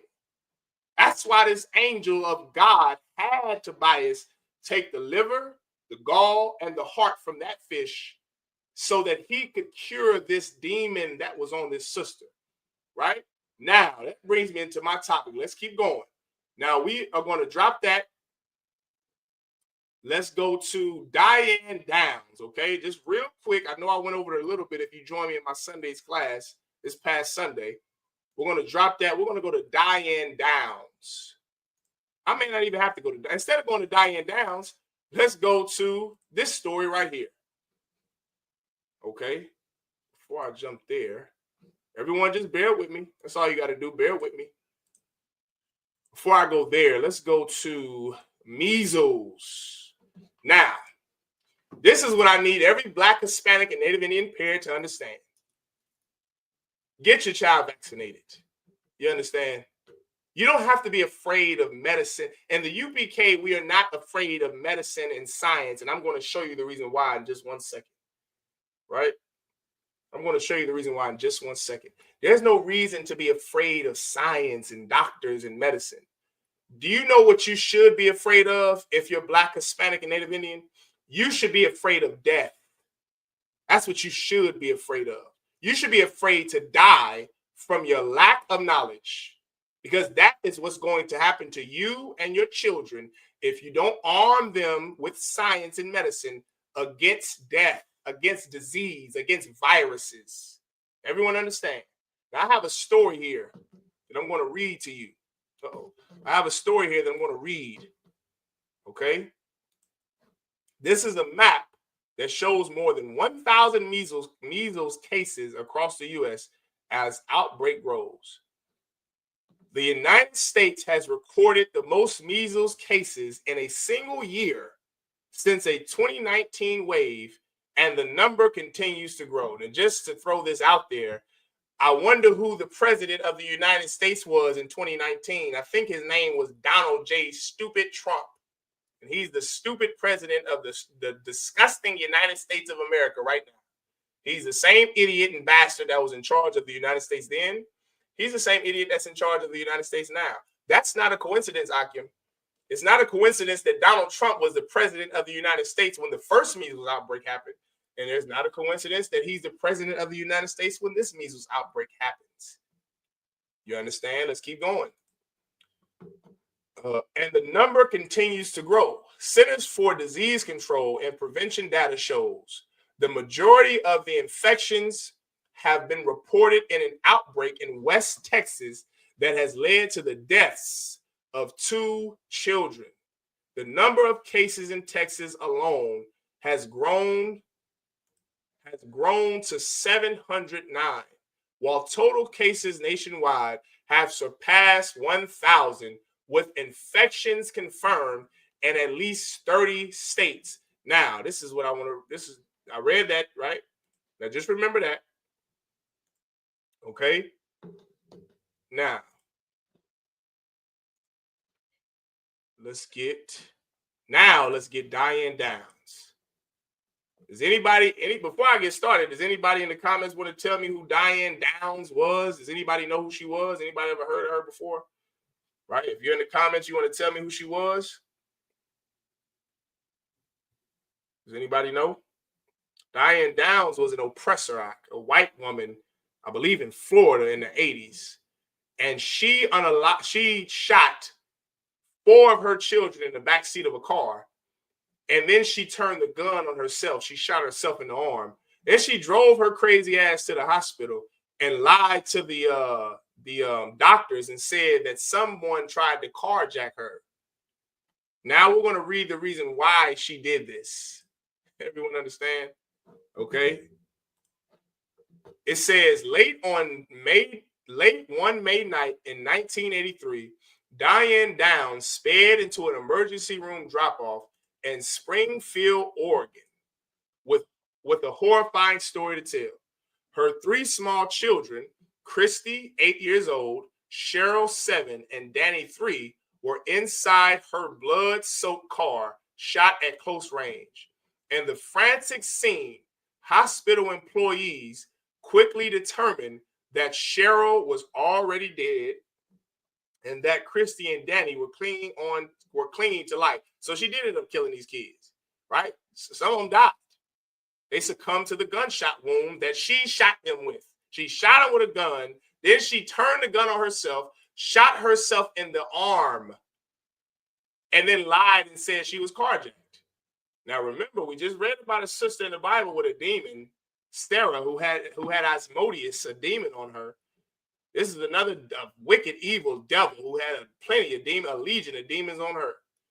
It says Downs had also been shot in the left forearm through her wound, though her wound was not life-threatening. When police arrived at the scene, Downs, 27 at the time, told them a bizarre story of being flagged down by a bushy-haired stranger on a dark, deserted country road. Okay, let's keep going down. By this time, it was dark, and the kids were sleeping, and she drove down the road. A man stepped out from the bush. Okay, this is just her line. This is this devil right here.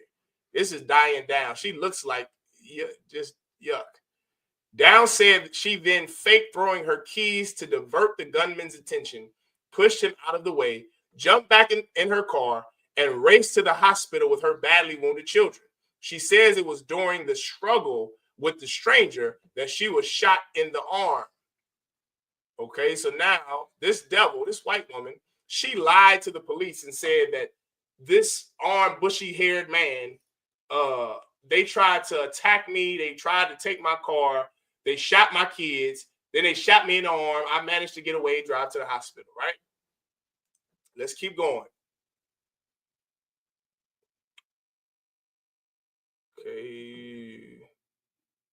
Okay, within a month of the shootings with her 2 surviving children in the hospital, Downs began giving a series. Okay, not that one. That's not what I want. Let's keep going down. Let's keep going down.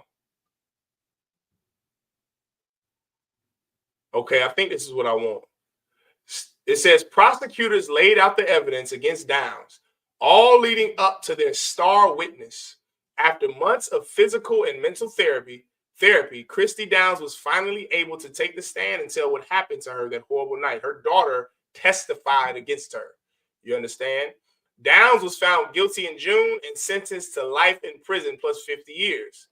Between the verdict and sentencing, the court recessed so that Downs could give birth to and she was pregnant at the time. Ain't that something? Okay, it don't say it in this article. I'm gonna tell you the reason why she did it, right? Later on in life, she's still alive, by the way. This devil, Diane Downs, is still alive. She's in prison right now, rightfully so. She said that the reason why she shot her children was because the man that she was having an affair with at that time didn't want children and didn't like children. So irrationally, she just said, well, I mean, what the hell? You don't want children. So even though these are my children, I'm going to unalive them for you. Now, I need you to remember that as we continue to read about measles and the influenza outbreak for kids, and you not getting your kids vaccinated, right? Diane Downs was a crazy devil. She was some old crazy, evil, wicked devil who tried to unalive all of her kids and was successful in 2 of her children dying. She's serving time the rest of her life in prison for that right now because she unalived her children based off of her stupid, irrational decision. Does everyone understand? Now, let's go to this story right here. I want you to watch this video. All right. Tomorrow, the Department of State Health Services will release updated numbers on the measles outbreak in Texas. So far, 1 child has died from measles here in Texas, and now we are hearing from her parents. Teresa Woodard joins us with their comments about the MMR vaccine, Teresa. Yeah, Cynthia, the parents said their daughter Kaylee was 6 years old when she died on February 26th. The organization that interviewed them and posted that interview online is extremely anti-vaccine. And the parents still are too.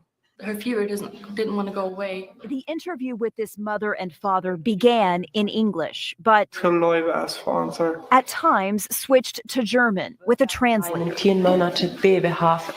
They are part of the Mennonite community in West Texas, identified by the state as the center of a measles outbreak that's infected more than 300 people since January. Their 6-year-old daughter developed pneumonia, a side effect of measles. She was the first death recorded from measles in the U.S. in a decade. She was unvaccinated. Now, did y'all hear that? These 2 oppressors in Texas, I believe it said, they had a daughter, a little baby, sweet baby girl, just like Diane Downs. They had a sweet little baby girl, a little innocent daughter, some precious little girl. And she had pneumonia, right? And when she caught pneumonia, just like anyone who catches pneumonia, you can catch the influenza virus, you can catch the flu. And she ended up catching the flu. Her body is young. Her immune system can't fight off all of that disease and infection, right? They refused to give her a vaccination that would have saved her life. They refused. And their daughter died.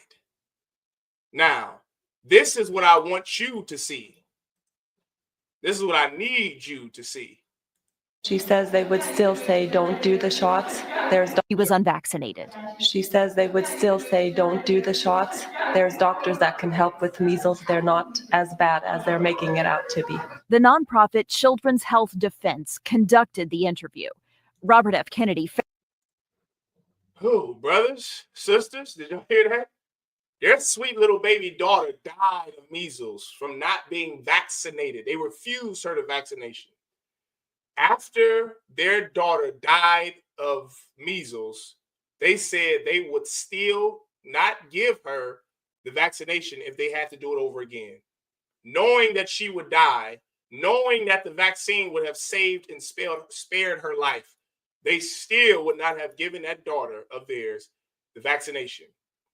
Brothers, sisters, I know Diane Downs is evil. I know she's evil and wicked and she's full of demons for unaliving her 3 kids for a man. What are these parents here? That's my question to you.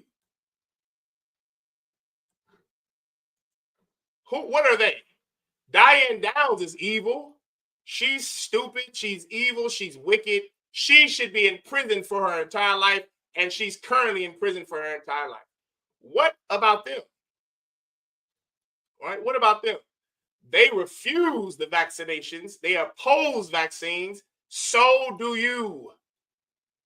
They lost their daughter because they did not get their daughter vaccinated while she had pneumonia, even though the doctors, the experts warned them, get your child vaccinated. She's going to get the measles. She's going to die of the measles. They said, no, we're not going to get them vaccinated. We're not going to get her vaccinated. She died. They said that if they had to go back and do it over again, they still would not get her the vaccination. What are they? That's what I need. Diane Downs is evil. I get that. She's terrible. She's psychotic.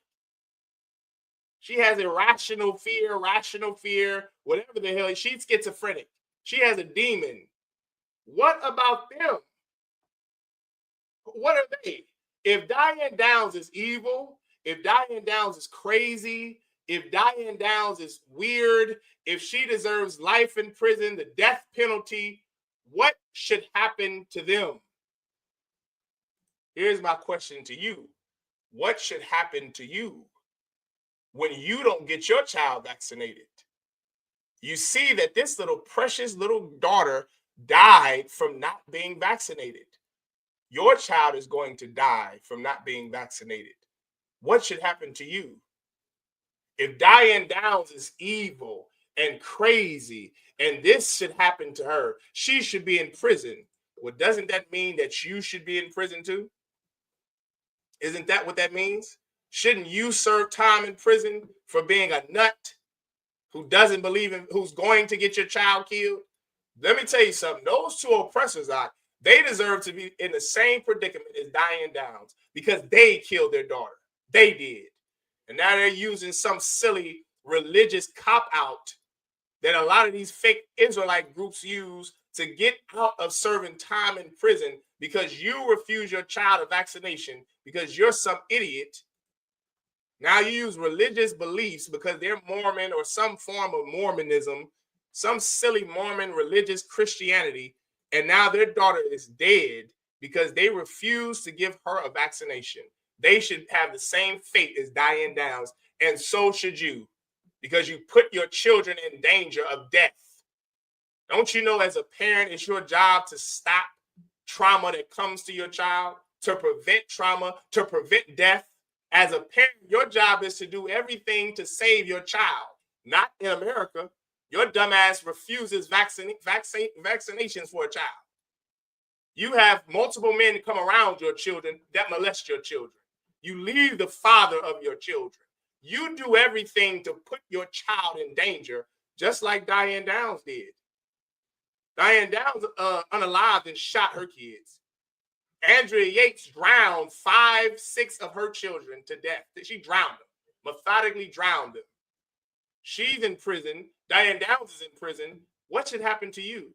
They're crazy. They're psychotic. What does that say about you? What, are you scared of medicine and vaccines? Let's see what the Bible says about medicine and doctors and vaccines. There's no reason for you to have an irrational fear of something that God created. This is what Ecclesiasticus said. This is what the Bible says. Ecclesiasticus chapter 38, verse 1. Honor a physician with the honor due unto him for the uses which he may have of him, for the Most High hath created him. You nuts don't have to be afraid of doctors. You don't have to be afraid of science, which is what medicine is, science. You don't have to be afraid of medicine and needles and vaccines. God created the physician. Don't you understand that? God created the doctor. He created the neurosurgeon. He created the optometrist. He created the pulmonologist. He created the nurses. He created the pediatrician. He created them. He created the science that gave Tobias the knowledge to cure his wife of the demon Asmodeus. Just like he gave these doctors the knowledge and the wisdom and the science to cure your child of pneumonia and measles and influenza. Now, what are you going to do? Refuse their help? Refuse their care? The Bible says to honor a physician with the honor due unto him, for the uses which ye may have of him. What are the uses you have for a mechanic? He's going to fix your car. What are the uses you have for a plumber? He's going to unclog your toilet. He's going to change that P-trap under your sink. What are the uses you have for an electrician? He's going to make sure your power is on in your house. You aren't qualified to do it. So someone who has an expertise outside of yours has to do it. Well, the physician is the same way. The physician went to school for 15 goddamn years that you did not. He has a knowledge that you don't understand, that is in the science of saving people's lives, the science of helping people, of creating vaccines like immunologists, oncologists, virologists, microbiologists, that is going to save someone's lives, not to hurt them. You are afraid of life when you should be afraid of death. Everyone understand? You're afraid of the thing that's going to save your life, like a physician. You're not afraid of the weed that you smoke. You're not afraid to have men that are not the child's father around your children. You're not afraid to shoot up heroin. You're not afraid to try new drugs. You're not afraid to go on that girls' trip in Miami by yourself. You're not afraid to go to Dubai by yourself. You're not afraid of the thing that's going to kill you, unalive you. You're not afraid of that thing, but you are afraid of the thing that's going to give you life, that's going to help you live, that gives your children the chance of longevity. That you're afraid of. That's a demon, brother. That's a demon, sister. And you have it on you if you're afraid of vaccines and medicine. Let's keep going. For of the Most High cometh healing, and he shall receive honor of the king. The honor, the healing comes from God. If your child gets healed from cancer, or your child gets healed from, what did that child have? What the hell did that little girl have? What the hell was it called? Salakia. Measles. She had pneumonia and then succumbed to measles because her parents didn't give her a vaccine. If your child gets cured from measles and pneumonia and the influenza, it's the Lord that have done it. God saved your child through the hand of the doctor, the physician, the oncologist. God saved that child. The Bible says, for of the Most High cometh healing. Just like we just read about the sister Sarah and Tobit, the book of Tobit, that brother Tobias listened to the angel of God, and he was able to cure his new wife of a mental illness. with medicine, with science, the same way that your doctor and physician, your child's pediatrician, is going to save your child's life with medicine and science. Verse 3, the skill of the physician shall lift up his head, and in the sight of great men he shall be in admiration. That's an admirable, honorable job that those physicians have. You're a sister or brother out there striving to be a doctor. You want to go to medical school. Have at it, brother. Have at it, sister. That's a noble and admirable job. Unlike the world teaches you to be a rapper and a goddamn nail stylist and a hairdresser. There's nothing wrong with those professions. But it's something admirable about someone who will dedicate themselves to a discipline for 12 plus years to save someone else's life using science and the medicine that God created. That's an admirable job. You sisters too that are nurses, you RNs and C-techs and radiological technicians, that's also an admirable thing. You're in the field of science and medicine. It means what? You're saving people's lives. Unlike some professions that unalive people, like the profession of being a preacher or a lion-ass reverend, they're in the job of killing people. You're in the job of saving people. You're some politician. Your job is to lie to people, to manipulate people, not a doctor, not a physician. Their job is to be honest with you in their professional opinion to save your life. That's admirable, man. Who could deny that? Who could argue that? Verse 4, the Most High have created medicines. You hear that? This is the precept you need to Tobit chapter 4, verse 8 through 11. The Most High have created medicines out of the earth. You hear that? So Kalawan, the trooper that answered that question about this is medicine. That gall and that liver and that heart that Tobias was ordered by the angel of God to take out and save from that fish, that was medicine. The Lord created medicines. You're scared of medicine and vaccines and science. You're afraid of God then. You're afraid of the thing that's going to save your life. You're not afraid to eat too much mac and cheese. You're not afraid to have sex with whores unprotected. You're not afraid to go and vote. You're not afraid to go to a Trump rally. You're not afraid to have sex with white women. You're not afraid to get high, to smoke Swisher Sweets, Black & Milds, Newports, but you're afraid of medicine that God created. Listen, after Dylan Storm Roof unalived all of those black people in the Christian church, you Negroes still went to church. White people have been unaliving black people in churches since the 1800s. You go to church faithfully. You're not afraid to go to church physically and sit in the pews. Don't you know a white man with an AR-15 is waiting outside of the church with a noose and a cross that's burning on your yard? He's waiting to kill you once you get out the church. You're not afraid to go to church. Church has killed so many people. The pastor is responsible for the death of so many patrons. But medicine have saved the lives of so many. And you're afraid of that. I know why. Because you don't want to live. Asmodeus has a hold on you. That demon has a hold on you. Satan has a hold on you. Our oppressor has a hold on you. They want you to die. And you just go right along with it. In the UPK, you're ordered to live. You cannot die. You don't have the right to die in the I.S.U.P.K. We find every way for you to live. And that the demon does not want. Let's keep going. The Lord hath created, the Most High hath created medicines out of the earth. And he that is wise will not abhor them. You understand? Here you are afraid of science and medicine and doctors. And God is the one who created them. The Bible says, if you're wise, you will not abhor them. You won't hate them.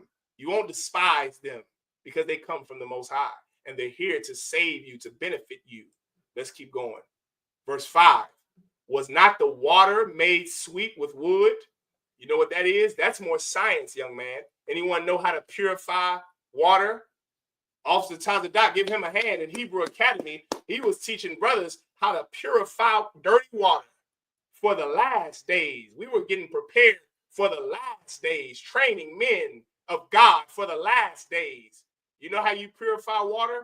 You have to put it over wood charcoal, which is burnt wood. That's what the Bible is telling you to do. Just like the water was made sweet by purifying it over wood. Let's keep going. That the virtue thereof might be known. God is the one who created science, the science on how to purify water, the science on how to stop schizophrenia, the science on how to stop mental illness. God created that, man. Verse 6, and this is the last verse.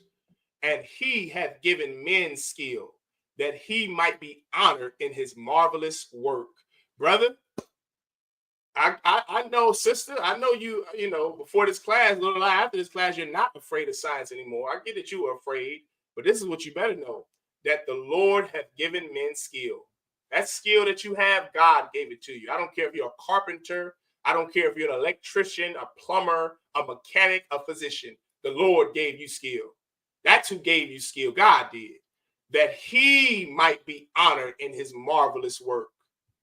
Not so you're honored, but that he might be honored.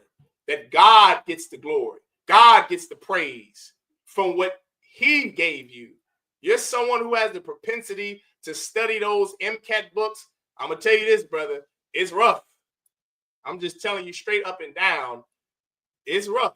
But guess what? It's not impossible. You can go and study those MCAT books. You can get on Kaplan and get that program that helps you pay that monthly subscription, and then go and study that MCAT and take that MCAT. You a brother who want to be a lawyer like Captain REI, go and study that LSAT. Go to school, man. Learn sciences and learn law, learn biology and chemistry. You understand? Those things will profit us in these last days. What good is it for you to do nothing and to learn nothing and to be an idiot? God gets no glory by you being an idiot. You're some stupid nut who doesn't know anything. What profit is that? What profit is that for God? How does he gain? How does he get honor off of your lack of knowledge? How does he profit? How is he honored from your inability to know something, from your ignorance? God isn't honored through your ignorance. He's honored that he may be honored in his marvelous works. His marvelous works aren't you being a dummy and being afraid of medicines and science. That's not how the Lord is honored. The Lord is honored by you going to undergrad, go to a college, go minor in chemistry, biology, neuroscience. Then you go on, take that MCAT, you pass that MCAT, that honors and glorifies the Lord. Then you go on to medical school. And you spend 4 years in medical school learning the basics of medicine and being a doctor. Then you go on to your residency. You want to be an orthopedic surgeon? That's 5-7 years plus a fellowship. You want to be a pediatric neurosurgeon? 7 years plus a 1-year fellowship. You want to be a family medicine doctor? 3 years of after medical school. You want to be a dentist? You do 4 years of dental school, then you go on to be a dentist. That honors God. That's how God is honored, by you being able to break down case studies of how the synapse connects to this, and how the goddamn all of those case studies that you got to study and learn, and MCAT and chemistry and organic chemistry. You want to be an engineer? Go be an engineer, civil engineer, architectural engineer, structural engineer. You go be a mechanical, electrical engineer. You go master in that, get a PhD in that. Go be a professor and teach it to the young generation of our people. That honors God. You being a dummy, knowing nothing, what are you doing? How does that honor God? You only speak one language. You have no formal education. You barely speak English. How are you honoring the Most High God in your ignorance? You are not. He doesn't need you. Go be somebody that the Most High can use to benefit the work of the Lord and to benefit the people, his people, and to glorify his name. That you will be honored, and he will be too. Everyone understand? Now with that, I have to go ahead and close it out. All right. The water for joining with me tonight. Join us again this Saturday for Sabbath service, and then Sunday we have class. Our class is here in Kansas City. Sunday, Tuesday, Wednesday, and Saturday. We'll be adding more in the coming weeks, so stay tuned. With that being said,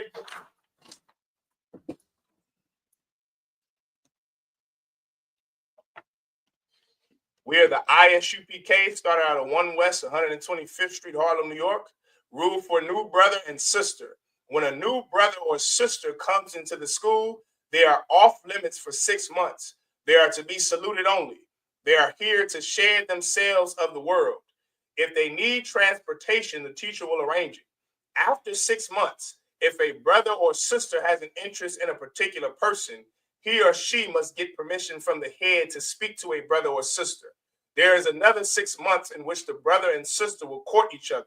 After this 6 month period, the brother and sister will get permission from the head to marry. Tithes, which is the commandment. Numbers chapter 18, verse 21, Malachi chapter 3, verse 8 through 10, means 10th in the Hebrew, ma'ashera, 10% of every penny of any increase the Most High gives you, give to the treasury department or teacher. Priest fund, free will offering for priests, not mandatory, whatsoever amount you would like. Upcoming holy convocations. We are currently in the feast of first fruits. Everyone understand? Remind Akim and Akwab to check the bulletin board in the hallway. Go on your school social media website. Every school in the UPK has a link tree. Every school in the UPK has a Facebook.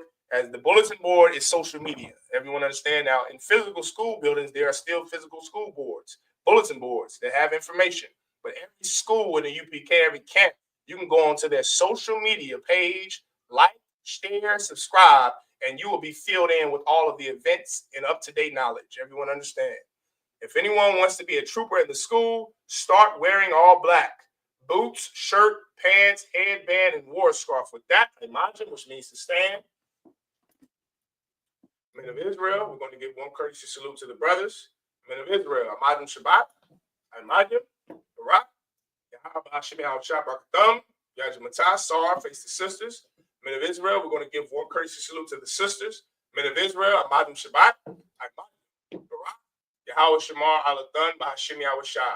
Yajamatah, dismissed.